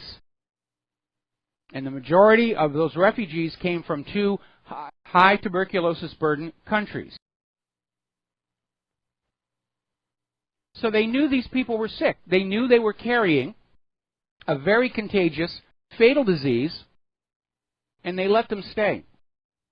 Now, obviously, this is going to be a huge profit opportunity for the medical industrial complex. Oh, we've got a contagion back here. We're going to sell all kinds of tuberculosis medicines and tuberculosis vaccines, and it's going to be money, money, money, money, money pouring out of the sky. People don't have the money for medical care. It's too expensive. People aren't getting their regular checkups. People are suffering through non-fatal illnesses just on their own. Apparently, over on May Day in Turin, Italy, there were protesters protesting the conditions in Italy, and that led to batons versus flagpoles. The police were clashing with the protesters. A lot of unhappiness over there. Down in Venezuela, and again, you should be paying attention to what's going on to Venezuela because it's going to come here soon. Apparently, the protesters down in Venezuela are being lit on fire and run over by armored cars.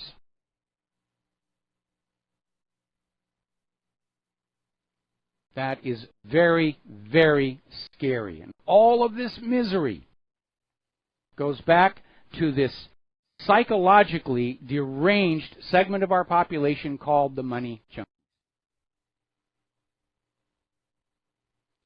Now, here's an interesting little article. This is out of Zero Hedge, and it's called The Ferguson Effect, Baltimore Millennials' Worst Nightmare. And what it's talking about is the liberal millennials who've been out there on the forefront of screaming every time there's a mishap with the police. And as a result, the police are holding back. And what happens when the police holds back? Crime goes up. And Baltimore is turning this theory into a reality. The city is now in decline as we head to the start of summer. And it's caught the millennials off guard who thought that they were going to gentrify Baltimore, turn it into a nice place to live. It's another example of how liberal theory can't really connect with the road.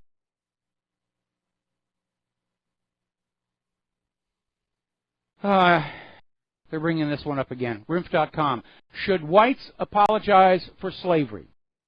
Well, if I had ever owned a slave, yeah, I would. But I've never owned a slave. I don't know anybody who's ever owned a slave.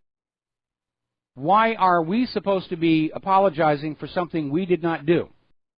Why are we expected to pay reparations for something we did not do? And by the way, the slaves themselves, they're all dead and gone. And let's not forget all of the white guys who lost life and limb in a civil war that was, at least in part, to end slavery. Where's the thanks to them?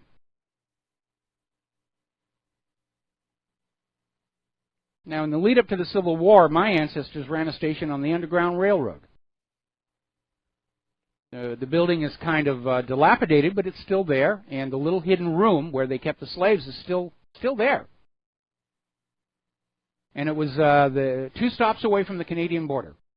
The slaves would stay one day in this building, then at night they'd move to the next one, and then the following day they'd get across the border to Canada.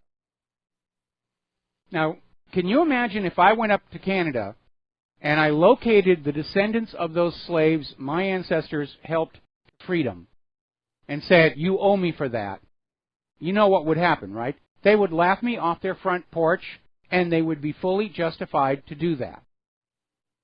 Because I personally had nothing to do with it. Had I been alive back then, yes, I would have helped. I would have taken part. But I didn't. And I will not take credit for things I have not done, nor will I accept the blame and responsibility for things that happened before I was even alive. We'll be right back. And aloha, America. Welcome back to the show. And I just got an email talking about this apologizing for slavery. And the email asks, when are the owners of the private central banks going to apologize for enslaving us all and set us free? Probably when the dark regions freeze over. And you need to understand the mindset of the private central bankers, and it's exactly the same as the owners of those antebellum plantations. They truly believed that this was the way the world is supposed to be, with them as the masters and everybody else working to make them rich. In their own minds, they're good people. And it's going to be very, very difficult to convince them otherwise. In fact, in the case of the antebellum plantations, it took a war to say what you're doing is morally wrong. Okay, now getting on back to this issue, this is a very scary article, and it came on out from shtfplan.com. Back in March, the president of South Africa made a suggestion that upset a lot of people. Jacob Zuma announced that he wanted the government to begin confiscating white-owned lands and then redistribute them to black South Africans. In other words, a repeat of what they tried to do in Zimbabwe, which was a horrific failure. Zuma wants a pre-colonial land audit of land use and occupation patterns to decide which lands should be taken. And basically is taking this position apparently to achieve political parity with a rival party known as the Economic Freedom Fighters, who are also calling for the confiscation of white-owned land. Obviously, the white people in South Africa are now very, very nervous about what is going on.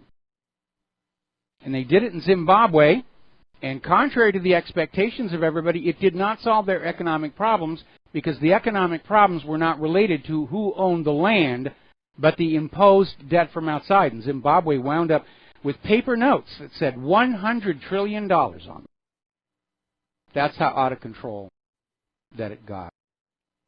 A lot of people talking about this phishing attack on Google Docs, and apparently the way it's working is you'll receive an email from somebody you think you know that includes an invitation to view a Google document.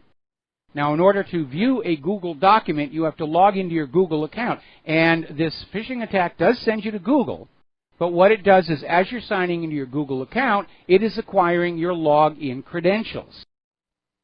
And then it sends itself to everybody who's in your contact list.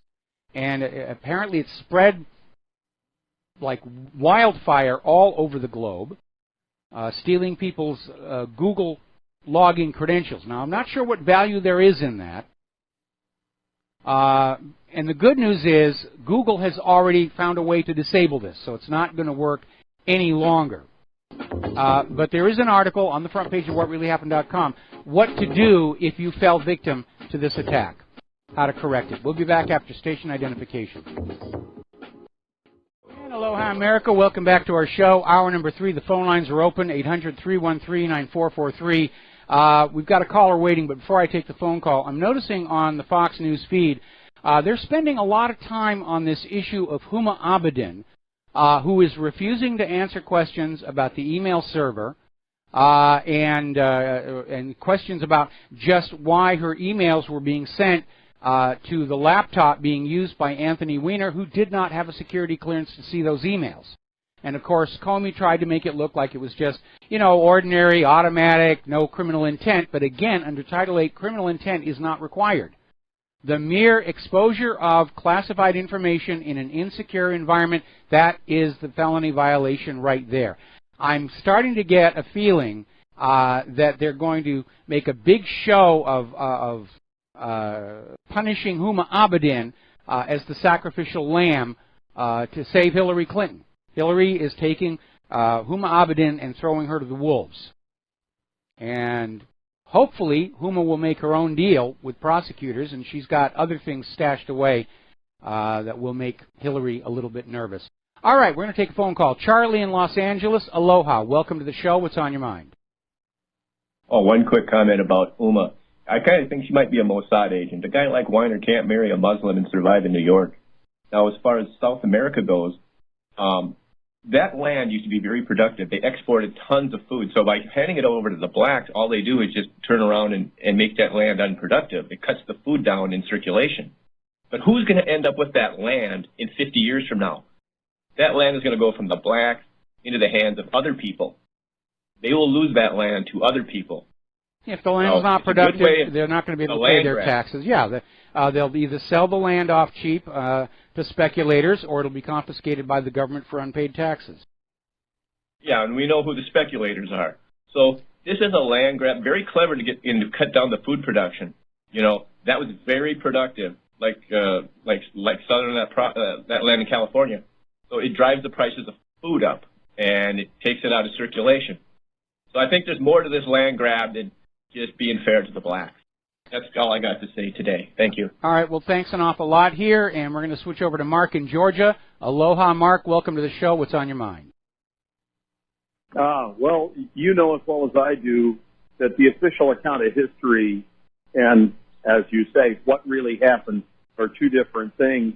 One of the things that I learned when I was involved in an effort to reinstate the organic constitution and the lawful government was that there were union slaveholding states that, because there was repeated use of the words like rebel and rebellion, how can you have a rebellion against authority you didn't agree to in the first place?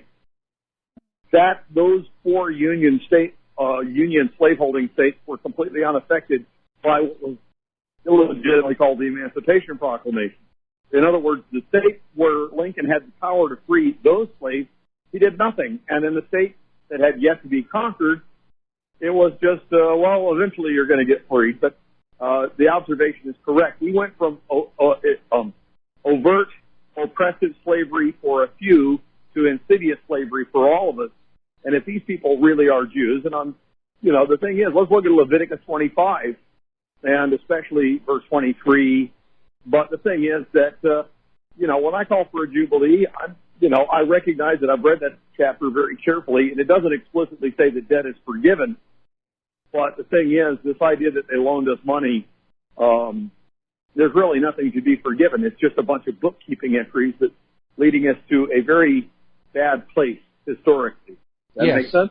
Yeah, it makes a lot of sense here. And again, the reason I phrased Lincoln's entry into the Civil War was saying, at least, in part for slavery, is we understand the real issue was to bring the seceding states back into the Union by force, but that was not an issue that the people in the Union were willing to go to war for.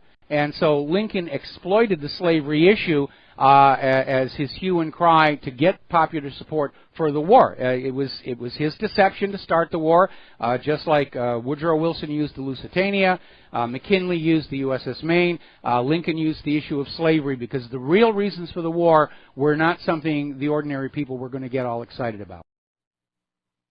Yeah, so you'd be in favor of, I think that pamphlet that Major General Smedley Butler wrote, and I appreciate your effort about taking that one line, all wars are bankers' wars.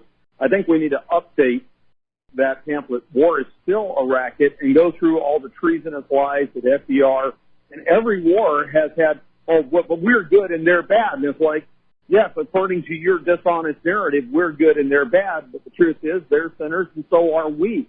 And we need to own up to the fact that our sin is indulgent for accepting this prideful narrative that says we're the good guys, but then you get past their narrative and you realize FDR did everything in his power to provoke the Japanese. They knew when, where, and how the Japanese were going to attack. And if we're not going to deal with traitors among us, don't tell me about how the bad guy over there is threatening our freedom. So our government's got to beat them to it, right? Yeah, I mean, that's a very common tactic they try and use. But again, the reason they're not getting a lot of traction is because at this point, pretty much everybody in the world knows the U.S. government was lying about Saddam's nuclear weapons, and that makes everybody very cautious about more recent statements about Assad gassing his own people. They're not just going to go along and say, oh, that madman gassed his own people. They're going to say, wait a minute, we got lied to before. Let's think this thing through. Why would Assad do it? Who does it help? Doesn't help him, helps the U.S.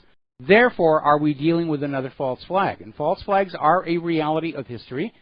We have an article on my website of 47 false flags that have been officially admitted to, where the governments that pulled off these frauds have stood up and said, yeah, we did it. We snookered you real good. We're proud of it. And for every one they're officially admitting, there are probably 100 that are still considered classified. Right. And that's the thing is that the problem is that the people that are politically biased towards the neoconservative warfare state, they still believe it, not because, the thing I say, otherwise sane, otherwise reasonable, otherwise intelligent, otherwise moral, but in their political mentality, they're oblivious to the fact that they've been lied to because they all agree with the same lies, and therefore, collectively, the lies become invisible to them. And that's what I want to get across to them is, you may disagree, but the creator of the universe knows what really happened. And when I talk with Muslims, I say, look, God knows what really happened regarding 9/11. And I promise you, when Jesus returns, he's going to make things right. And you're free to disagree about that, but I take solace. I do disagree. I do disagree. Mostly because the evil people seem to be getting all the money and power and having all the fun. And that's not the quality of work that you're going to expect to see on the resume of a supreme being. Well, the thing is, you're looking at things in terms of this life. I'm looking past that to say, yes, for a time they're being allowed to get away with these things, but, FDR is burning in hell. Well, you see, that's part of the fraud. That's part of the fraud. That's why churches get their tax deductions, because the churches are out there saying, yes, even though the rulers are crapping all over you and abusing you and stealing your money and killing your children, just stay calm and pray and trust us. In the next life, they're going to get slapped around good and hard. And it's just another way of keeping. I'm not condoning. It's another way of keeping ordinary people in line and not challenging the ruling class. And it's why churches. You understand? I'm not condoning their impunity, right? Oh, okay. I'm not agreeing that. All right, that Mark. I don't believe in impunity. Yeah. Mark, okay. We've had enough time on this topic, and I think I've made my point here. We're going to drop you, and we're going to switch over to Mike in Maryland. Aloha.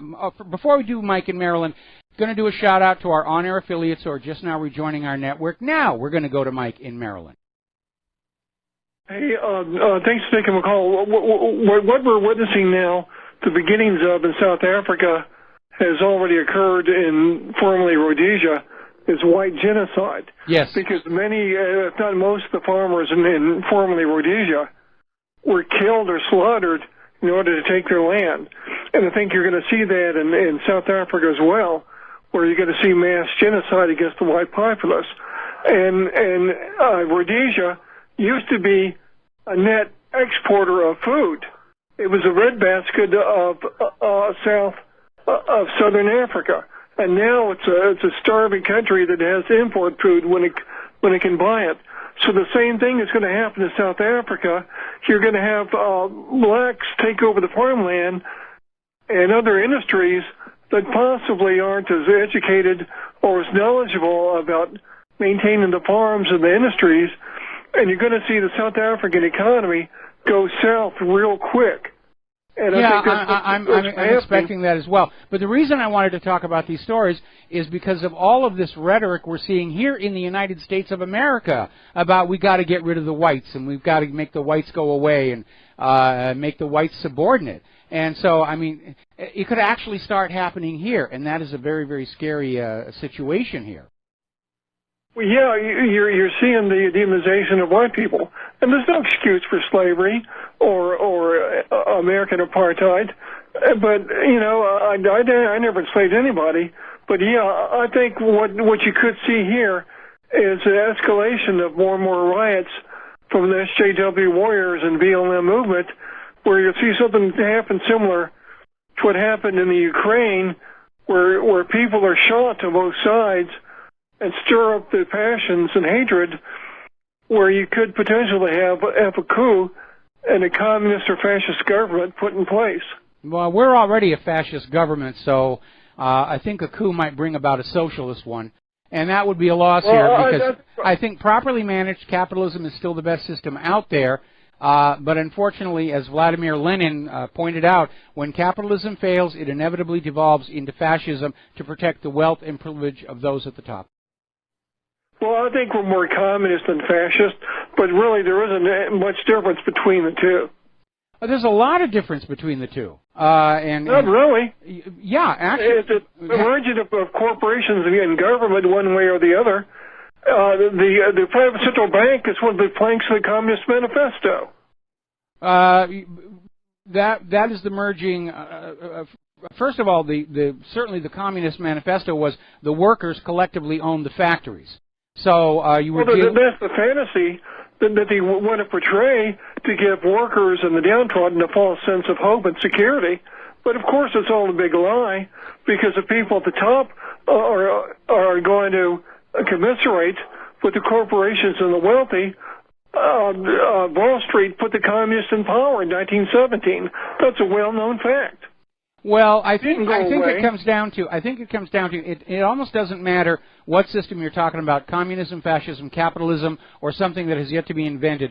The weak point is the quality of the human beings who are living in that system. Because inevitably the bad people who are willing to do things ordinary people are not are going to find a way to get their hands on that wealth and power, and then they're going to start abusing it the way we're seeing George Soros and Bill Gates do right now. Anyway, Mike, I need to let you go. We're running out of time, and I got some stories I got to cover here. We were talking before about hacking, Google Docs, all the rest of it. Apparently, Microsoft Outlook servers, which is what is at the ISP end of your Outlook email account. Apparently, they've been having some kind of a problem for 2 months now, which is resulting in some very bizarre behavior. Apparently, some of the domains for Outlook and MSN mail service are being deprecated and have to be replaced. Somebody just wrote in about that. We'll try and find an article about that. But here's a very interesting article. This is out of Computer World. Right now, about 80% of Americans receive their paychecks via direct deposit. But if a hacker manages to reroute your paycheck to their account, is it just tough luck you don't get paid? And apparently a faculty member at Western Michigan University found that out the hard way.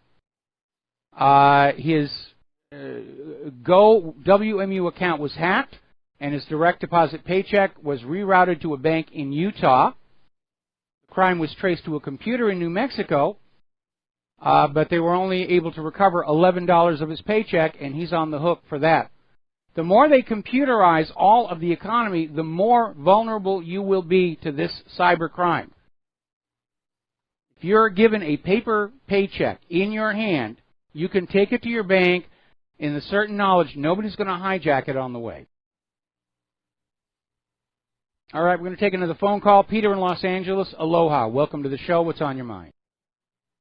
Yeah, hi, Michael. I just read your article that you had posted about South Africa and the comparisons with Zimbabwe and all that, and I've been listening to what you've been saying about the Civil War. And I, too, am from the North, and all my relatives fought for the North and so on. My wife is African-American, and I go through this conversation with her side of the family quite a bit, this whole white guilt thing. And I say, because I'm German and Scots-Irish, the Romans imprisoned the Germans, you know, and the Scots and the Irish. Everybody's been imprisoned or been enslaved at one time or another. And as a matter of fact, there's still slavery in Africa, as we know, and especially in like the Sudan and places like that, by blacks of other blacks. Yes. But what I say is, where white people did not invent slavery, which is often we're accused of, we did invent, at least the British and the New Englanders, invented the concept of abolitionism. That indeed was a white invention. Yes. And I just wanted to say that. It just drives me nuts when I talk to them, and nobody seems to connect those dots. Well, they're listening to rhetoric, and that's what's dangerous about it. This is not a careful analysis of history. This is somebody pushing this anti-white agenda for a specific reason. And again, those who are caught up in it, they're not really interested in the facts. They're living a post-truth, fact-free state of being. And again, Gilad Osman talks about that in his book, Being in Time. They want to memorize the jingo. They want to revel in their sense of victimhood. I am where I am in life because of oppression from the evil white male heterosexuals, and that makes them feel good about themselves. And they fall into that.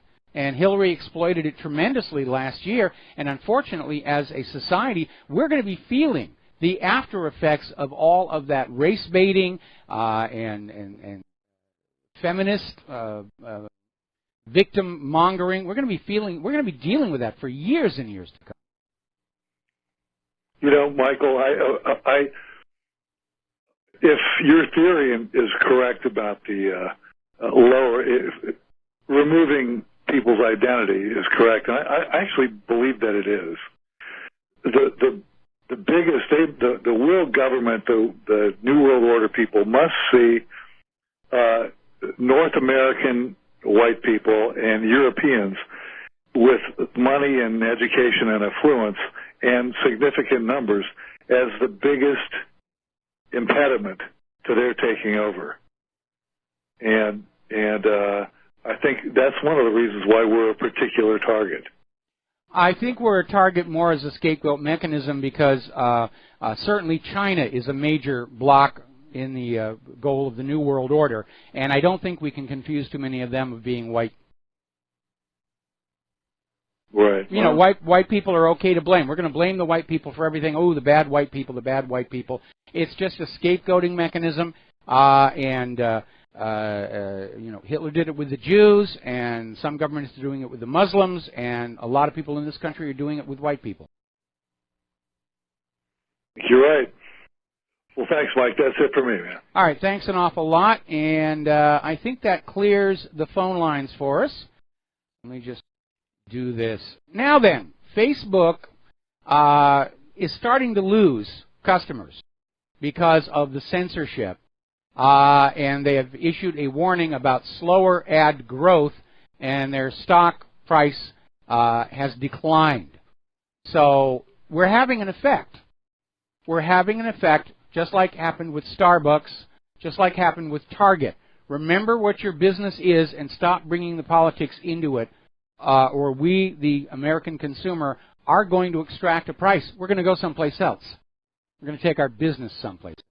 All right, we're going to take a break for commercials. We'll be right back. And aloha, America. Welcome back to our show here.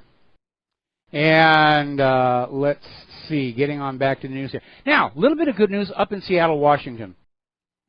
The city of Seattle has issued a rule requiring cable internet service providers to first obtain your permission to sell your data to advertisers, blackmailers, whoever else wants their hands on that. And I'm sure the cable providers are going to try and find some way to get your permission. They may say that you'll get a discount on your bill if they're allowed to sell your data. But at least the choice is back in your hands. And you can make that decision for yourself. Too many decisions about your personal information are being made without you, and that is very, very risky. Now, there is a new threat to your privacy, and as it turns out, the microphones on smartphones are actually able to hear outside the range of human hearing by a little tiny bit. Maybe it's intentional, but it is already being exploited because apparently consumers can be tracked through the use of ultrasonic tone built into advertising fixtures or store shelves so that smartphone code can literally figure out where you are in the store and send that information to the retailer. That's right out of Minority Report, and that's a little bit scary. And because, again, I'm a private person, and I'll make my own decisions. And here's the interesting thing. If you're looking at buying certain things at a store, why does it matter that the store knows you were there at that rack? Obviously, when you show up at the cash register, they know you bought the product. Or maybe they're going to just study what you're looking at but haven't bought yet and try and apply some heavy advertising to it. Now, the war of words is continuing between Director Comey and WikiLeaks. FBI Director Comey is slamming WikiLeaks, is calling it intelligence porn. Oh, those people, they're only reading WikiLeaks because they're getting a thrill from it. It's banned, it's forbidden. That's the only reason they're interested. No, actually we're interested in seeing just where the United States government is failing to live up to its contractual obligations to the American people as set forth in the Constitution and the Bill of Rights. Because at some point, the American people are going to have to face that question. Are you getting the government you're told you're paying for? Or like Spectrum, are you paying the money and you're only getting 10% of what you expect?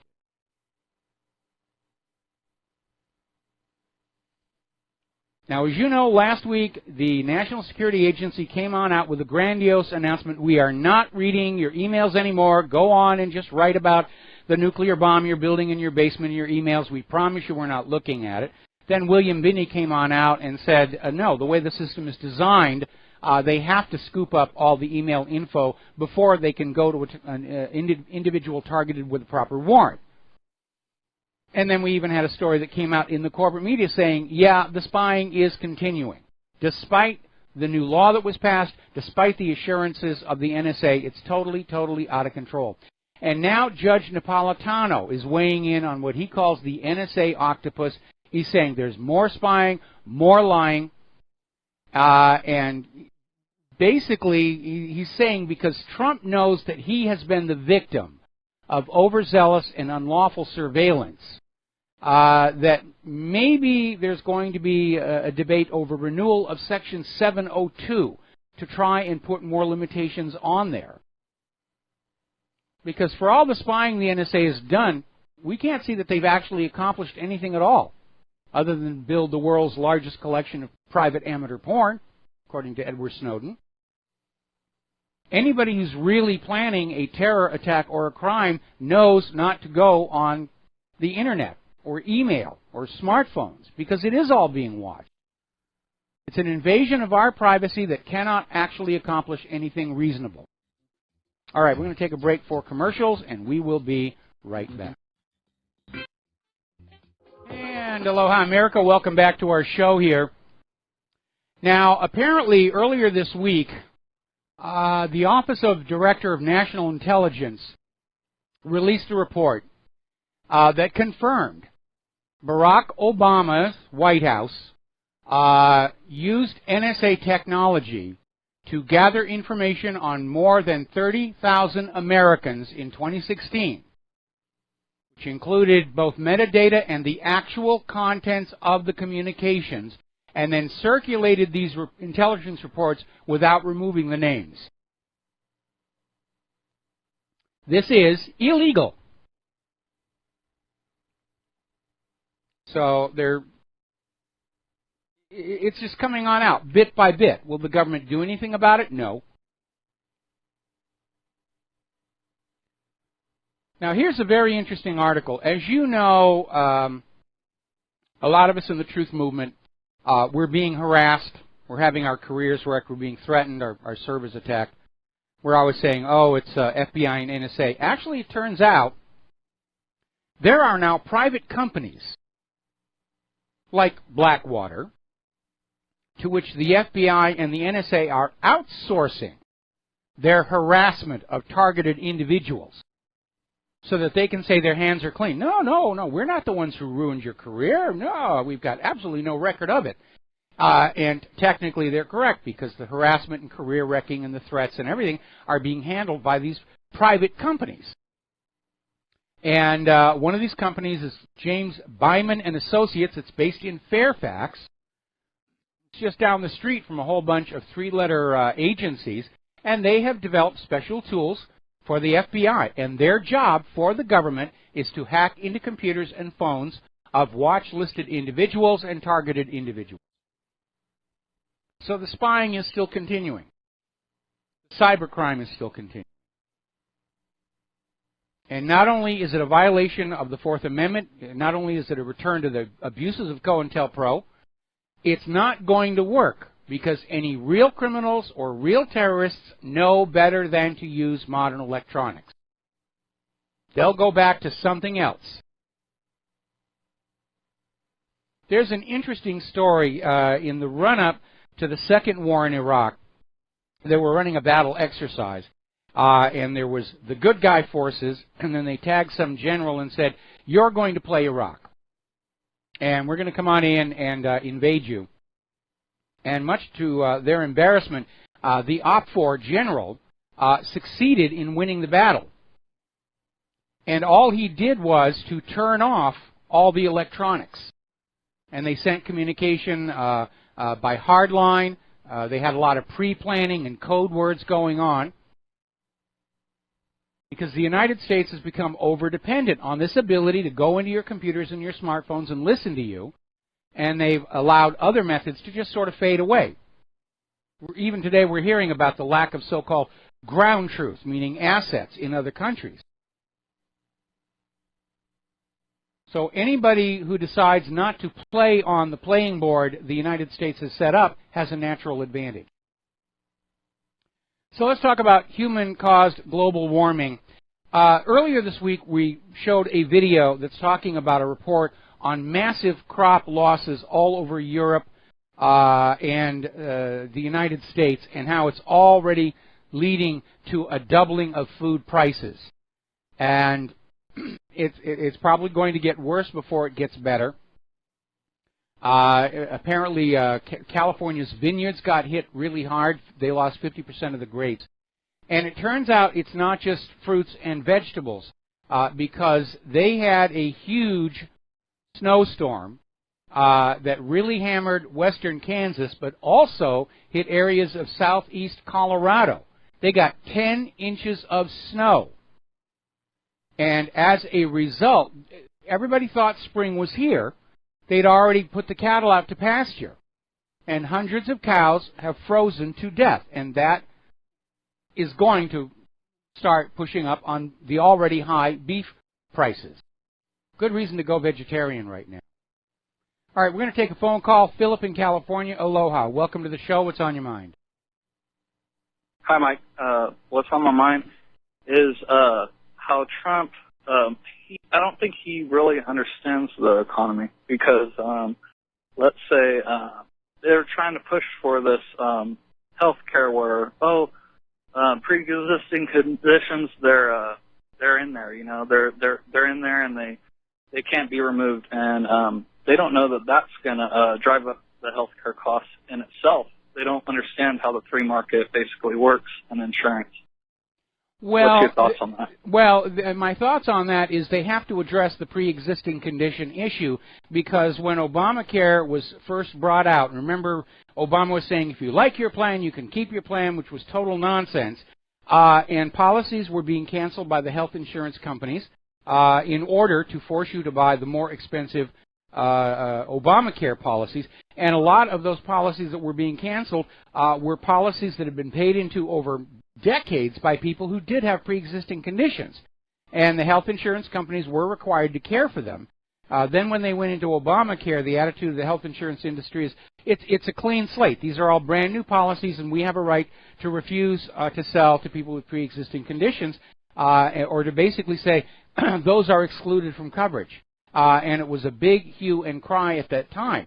So I know you're looking at this from a dollars and cents point of view, but we also have to look at it from the sense of the injustice that was done to these patients with pre-existing conditions, because they had a setup, they had insurance, they were being taken care of, and then all of a sudden Obamacare yanked that away from them, and it's not fair to leave them without some kind of support because of the government's actions. I agree, but what I'm trying to say here is, so you need, I'm young, so you need young people to buy into these insurance plans. This helps subsidize old people, right? Well, no, because then you're turning it into another carry forward Ponzi scheme, the way Social Security is. In theory, what you pay for your health insurance collectively within your age bracket should come on back and cover the age. But not everybody who is taking health insurance benefits is necessarily old. There are very young people who are getting very, very sick. We were talking the other day about how all of a sudden middle-aged people, the incidence of strokes has doubled, possibly as an after effect of some new medication. But in the end, I really do think another government-operated health plan is not going to work unless it is a single-payer system. And Ron Paul was absolutely right. Look at the other nations that have got really good working health systems, and let's just copy what they're doing instead of trying to reinvent the stethoscope. That's right. Okay. Well, I just wanted to see your view on that. And people have a habit of, I'd say, putting themselves in slavery. You know, like how our country has been since its existence. It's just gotten worse and worse and worse. It's always because we're voting for the government to help us for it. And if you vote for, say, the government to do something, they have to take away money from you first to pay for what you want. You see what I'm saying? Well, I see what you're saying. Reagan said exactly the same thing. A government big enough to give you everything you want is big enough to take away everything that you have. Now, when the country was originally set up, the idea was there were strict limits on campaign donations, There was nowhere near the systemic election fraud that we had. So the members of the legislature and the president were answerable to the public. If they didn't make them happy, no new term. But with the taking off of limits to corporate contributions, candidates no longer need to seek your money. And with the massive election fraud that we're seeing, they no longer really need your votes. And so they're just basically ignoring you. And you're the source of the wealth that pours on into a system that is really all about its own personal glorification and grandiose warmongering. All right. Well, thank you, Mike. You answered my question. I'm not going to try to take up too much time. All right. All right. Thanks an awful lot. All right. We're going to let you. You're welcome. Okay. Kind of a hard connection to understand on that one here. All right. We're talking about human-caused global warming. And there's a very good video on the front of whatreallyhappened.com that says carbon dioxide pollutant debunked. And it's taking some of the hysterical claims being made by the carbon Nazis and saying, let's just go back and look at the actual data records. And they're using data that's actually coming from NOAA and the U.S. Geological Survey and other sources, and they're showing how it is selectively portrayed to convince you there's a crisis, and there isn't one. And I imagine the debate is going to get very intense in the next couple of months because Al Gore's new film, An Inconvenient Sequel, debuts in July. It's already been all over the film shows, and everybody's saying, oh, it's wonderful, it's great, you must go see this. I have a feeling it's going to do terrible box office, but then it's not really about box office. It's about trying to revive the human-caused global warming scare. And by the way, all this stuff we're reporting about crop losses all across the eastern part of the country, cattle freezing to death in Colorado, you're not seeing that on the corporate media, are you? I'm sure it's being covered in the local news out there in Colorado. But they're getting ready to try and sell you another carbon tax. They're absolutely desperate to find another way to trick you out of more of your money. So anyway, there's this video, Carbon Dioxide Pollutant Debunked. It's real good science, and you ought to look at it. Now let's talk about water. Yesterday we were talking about how the city of Flint, Michigan, is starting to issue tax liens on people who have been unable to pay their water bills. And it's not like you have people who are rebelling and saying, I refuse to pay the water bills. I'm sure that they'd like to pay their water bills. But look at the economic realities in that part of the country. They don't have the money. And that's ignoring the fact that the water in Flint, Michigan is now actually dangerous to drink because of some reckless cost-cutting measures they took. Well, it's not confined to Flint, Michigan. I'm looking at this story out of Russia Today, how the United States is facing a nationwide drinking water crisis. 77 million Americans were exposed to unsafe drinking water in 2015. And apparently it was not just lead, it was also copper. And the study pointed out that penalties for water safety violations are basically non-existent. These water companies can put whatever they want in the pipes, and there's really no recourse. Another article, this in Natural News. 38 states have discovered toxic lead levels in children. And this was a study published in Pediatrics, flagship journal of the American Academy of Pediatrics.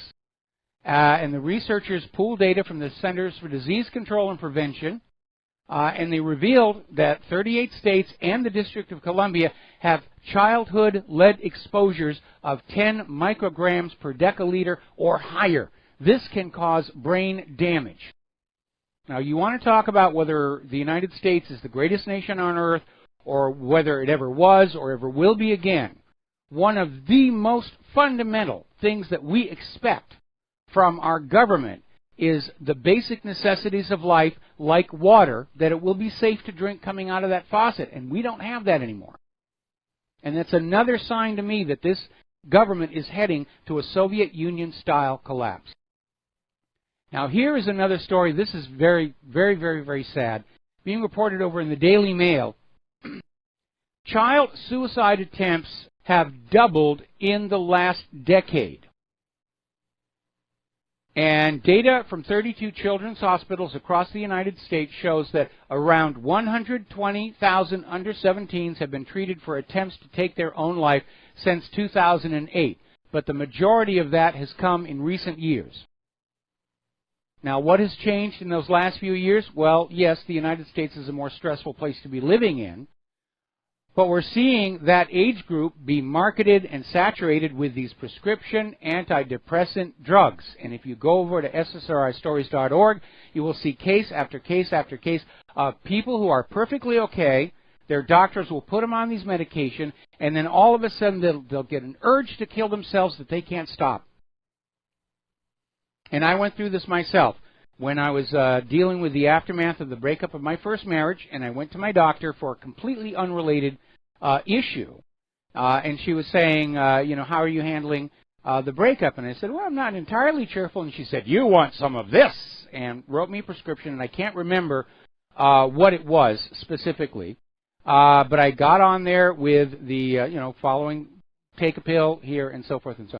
And for about 4 weeks, I was happy and I was fun to be with. And then in the 5th week, I had this crash, this backfire that was just horrible.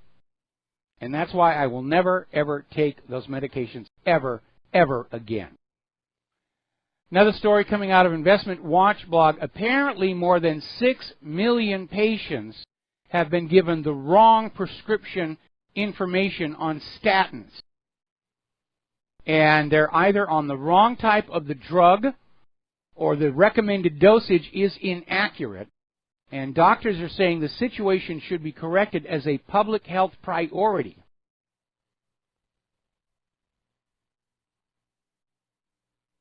They're saying this is a real crisis out there. They're saying GPs should avoid keeping patients on out-of-date prescriptions through inertia.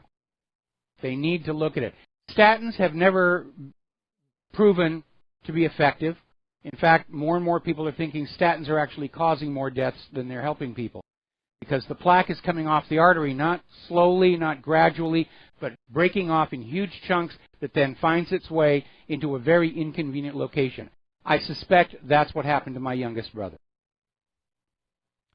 Now, for all you history buffs, this is interesting. Apparently, a Union Jack banner flown by the Coldstream Guards at the Battle of Waterloo has been found in a shoebox in East London by a window fitter. Apparently there are numbers, serial numbers, on this flag, and it was flown at the Battle of Puigdemont on June 18, 1815. Somebody must have saved it as a souvenir, hid it in the shoebox, forgot all about it, now that it's been rediscovered. I think that is so cool. I think that is so cool. All right, we're going to be coming up here on another commercial break, and when we come on back, last segment of our program today, apparently there's another outbreak of Lyme disease, and more, apparently young Europeans want to get out of the European Union as well. The tide is turning. We'll be right back. And aloha, America. Welcome back to our show. Last segment of the program today. There is a very popular TV series called Breaking Bad. It's in reruns now. When it was first out, I didn't watch it because I have a negative reaction to the illicit drug industry, and a lot of that goes back to some unpleasantness with my first wife.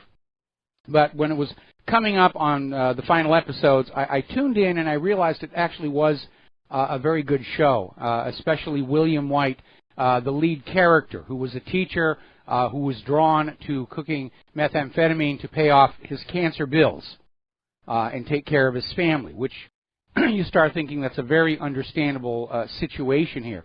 Well, apparently this has happened in real life. Over in New Mexico, there's a science teacher in a high school, and apparently they weren't paying him what he needed. So they caught him running a meth lab. And that's kind of a little tacky. Now, here's something that's very interesting. We're hearing about a very large crack on the Antarctic ice shelf that may be getting ready to spawn a monster iceberg, which does happen from time to time. and it isn't evidence of global warming. The thickness of the ice, in fact, is going the other way. But apparently, over at the United Arab Emirates, they're looking at a serious water shortage, and they are planning to tow icebergs from Antarctica to help with the drinking water issues, because the ice that is coming off Antarctica is freshwater ice. And it is a great source for fresh water, and it's a very good idea. It's been suggested before to ease water shortages in other parts of the world. And they're going to give it a try, and I wish them a lot of luck to get that going here. And let's see. Apparently, Macron, during his TV debate, has been called on a goof when he was talking about France's economy, about how big it was, and apparently his math work was very inaccurate, and he's been called on that along with all the other things that went wrong for him in that debate. Now, I'm hoping Le Pen wins the runoff, but again, I am expecting there to be massive election fraud in the election, because that's unfortunately the way the globalists are keeping control over us. They let us pretend that we have elections. They let us pretend that we have some kind of a say over what's going on. But the reality is quite different, that we are the playthings of the rich people of the world, which is not pleasant to think about. I don't like it. I can't imagine any parent raising a child right now looking forward and realizing that that child's life is going to be directed at the whim of people like George Soros or Bill Gates, who just have their heads full of all kinds of fantasies, and nobody with the courage to stand up to them and say, what you're doing is actually causing harm, more harm than good.